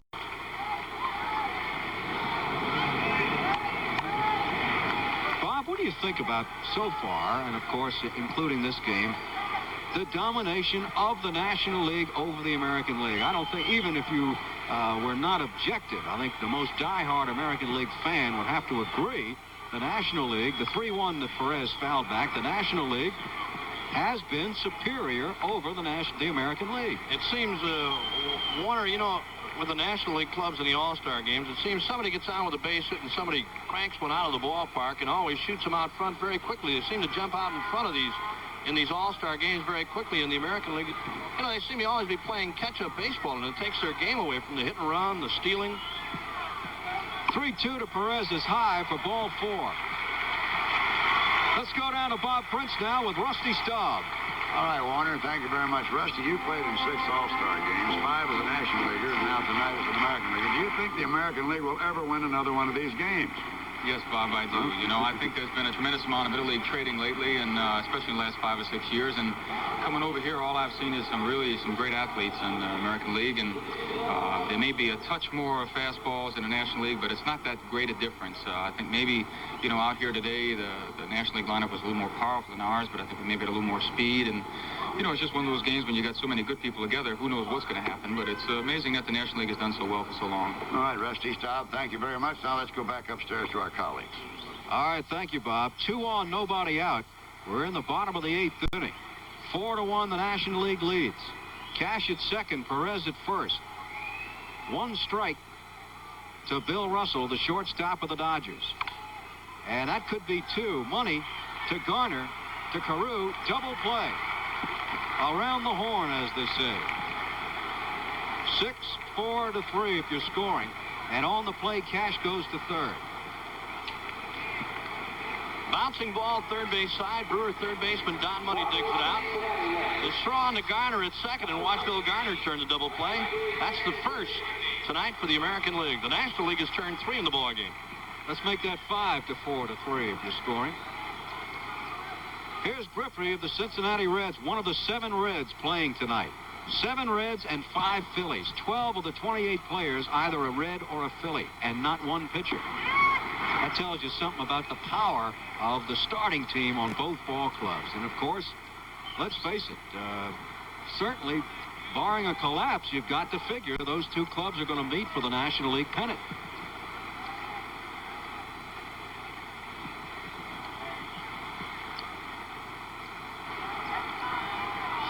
National League leading, trying to make it 5 in a row and 13 of the last 14. The pitch to Griffey, tries to punch it into left field, and it's foul out of play. And, of course, you'll see the playoffs right here on ABC, the American and National League playoffs. And I guess we got to take it a step further. Barring a collapse by the Yankees or Kansas City, that's your American League playoff. All 4 clubs really in strong positions at this point. The 2-strike pitch is outside to Griffey. Looking in now on Carlton Fisk. Frank Tanana made Griffey look awful bad on a breaking pitch, the pitch before that last one. Let's see if Carlton Fisk comes back with another one. Look at the California left-hander.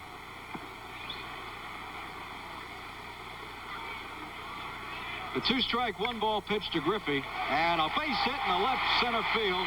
Cash scores, and the National League leads 5-1. And now 4 of the 5 runs batted in for the National League have been batted in by the Cincinnati Reds.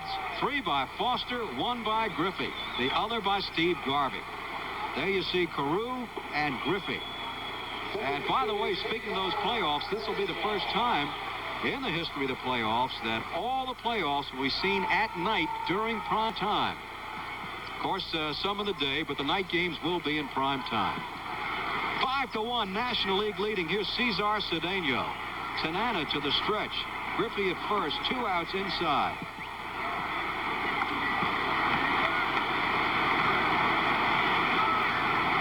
Well, we told you earlier that Frank Tanana is one of the harder throwers in the American League. Bob Boone on deck. Yeah, on our jugs machine, we've got him around 95 miles an hour. That's his fastball. Griffey at first with 2 outs. The pitch to Cedeno is a strike.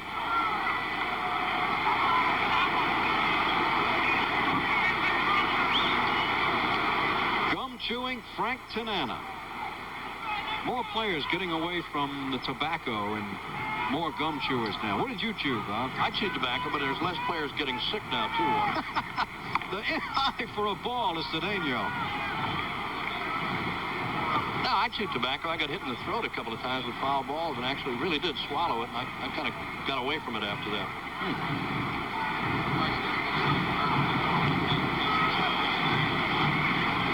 Bottom of the 8th, 5-1 National League. The 2-ball, 1-strike pitch to Cesar Cedeno. Griffey at first. Outside for a ball. Let's see, looking ahead in the 9th inning, if Darrell Johnson does go to the bench and play Chambliss a notice. If he does, everyone will have been in the game, excluding 5 of the American League pitchers.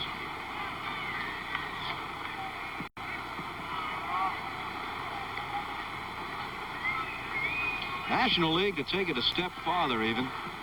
They have won 23 of the last 29 All-Star games, just completely dominating the All-Star Classic. And it didn't start out that way. American League won 12 of the first 16.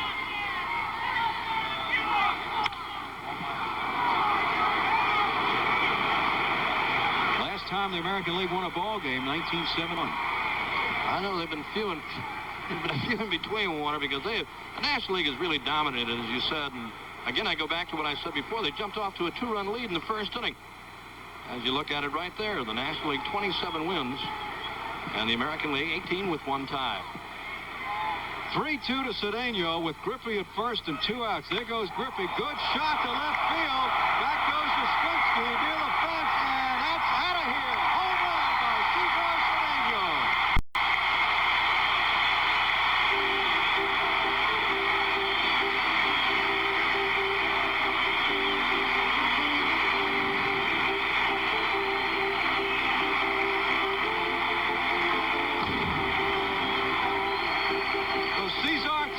With a 2-run homer, breaks it wide open.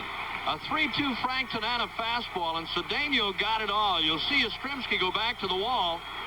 No chance for this one. It's now 7-1 National League over the American League, and again, the home run ball has really hurt him. You know, Bob, you said a Frank Tanana fastball. I thought you were going to say a Frank Tanana fat ball, because that's what that was, right down the middle.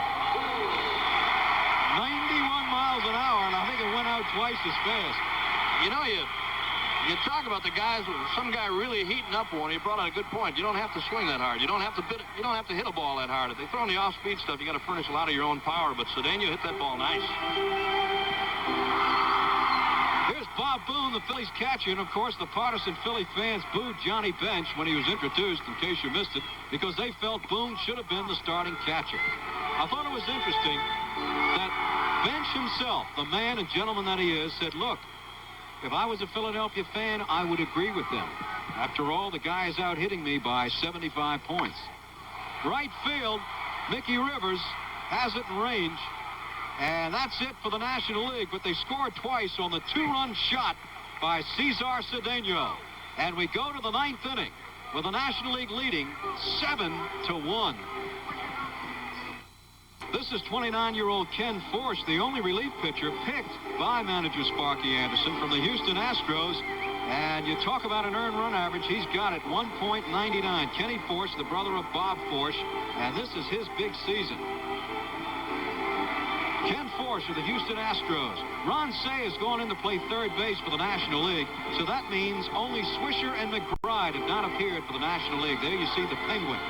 And Chris Chambliss apparently will get a shot. He came out of the dugout and went back in. This is Don Money. And for the American League, Chambliss and Otis, excluding 5 pitchers, are the only fellas not to play tonight.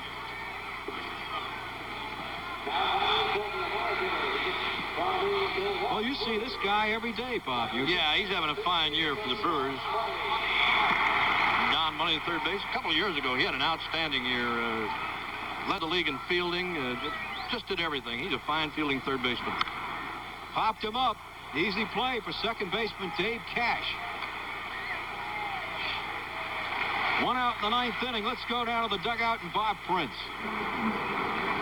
One of the great strong men in baseball, Greg Luzinski. Greg, you know, all the scouts around the American and National League say they'd rather play the Cincinnati Reds than your Philadelphia Phillies in the World Series. Does that turn you on or off? Well, I think if we get to the playoffs with Cincinnati, it's going to be a tremendous series. It'll be a power-laden series with 2 good defensive clubs. I think pitching will tell the story, and, it's just going to be a great series. But I'm sure a lot of people fear the Cincinnati Redlegs. Greg, thank you very much. You're a great star, and let's go back upstairs to my colleagues. All right, thank you, Bob. This is Chris Chambliss, who loses the bat and the ball. The shortstop, Russell, throw to first, 2 down. So Chambliss gets in the ball game, leaving only Amos Otis, excluding the pitchers. Let's see if Otis comes out, and that would make everyone playing. And here comes Otis. So I think a fine gesture. Watch it again. Watch the replay. A broken bat. Watch the gun on Bill Russell, the Dodgers shortstop, as he throws out Chris Chambliss from the left side by a step and a half. 2 down, and here's Amos Otis. So the entire bench is cleaned out for the American League. And, of course, Willie Randolph, who was named to the club, could not play because he was injured. So I think in all respect to the losing manager, Darrell Johnson, at least he did play everyone that he could. Everyone except 5 remaining pitchers. Otis hitting at .281, 12 home runs this season, 53 runs batted in. Amos Otis. 7-1, National League leading, 2 outs in the 9th.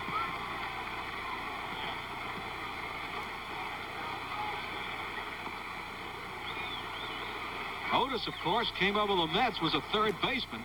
Then they traded him to Kansas City in the Joe Foy deal. And here now in his 7th year, lifetime batting average .281. Remember, he lost 20 pounds last year, had tonsillitis.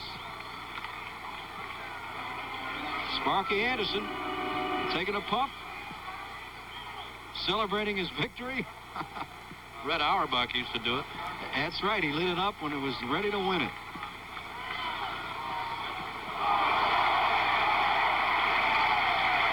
Souvenir for somebody. There you see, I believe that's Dick Ruthven, isn't it? Former Philly, now working for the Braves. And the pitch to Otis strikes him out. The ball game is over. The National League wins again. Let's go to Bob Prince. All right. Thank you very much, Warner. Here I am with Sparky Anderson. Sparky, in your mind, does this prove that the National League is superior to the American League? If I answer that, Bob, I get killed. It's just great to win, and really, the National League is a great, great league. I'll say that. And I don't know of another league in baseball that's better. All right. Sparky Anderson, the winning manager of the world champion Cincinnati Reds. Let's go back upstairs to my colleagues. All right, the final scores. The National League wins at 7-1. We'll be back after this message and a word from our local stations. Bob Prince and the most valuable player of the 47th All-Star Game. Thank you very much, Warner Wolf, and Monty Irvin, a great Hall of Famer in his own right, representing the Commissioner of Baseball for this very valued award.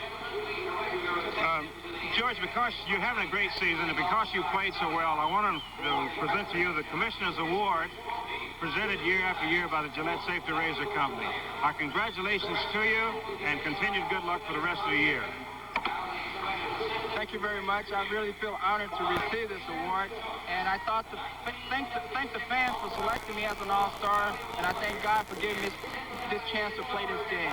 Thank you. Well, thank you very, very much. Monty Irvin and George Foster, the most valuable player of the 1976 All-Star, a tremendous performance.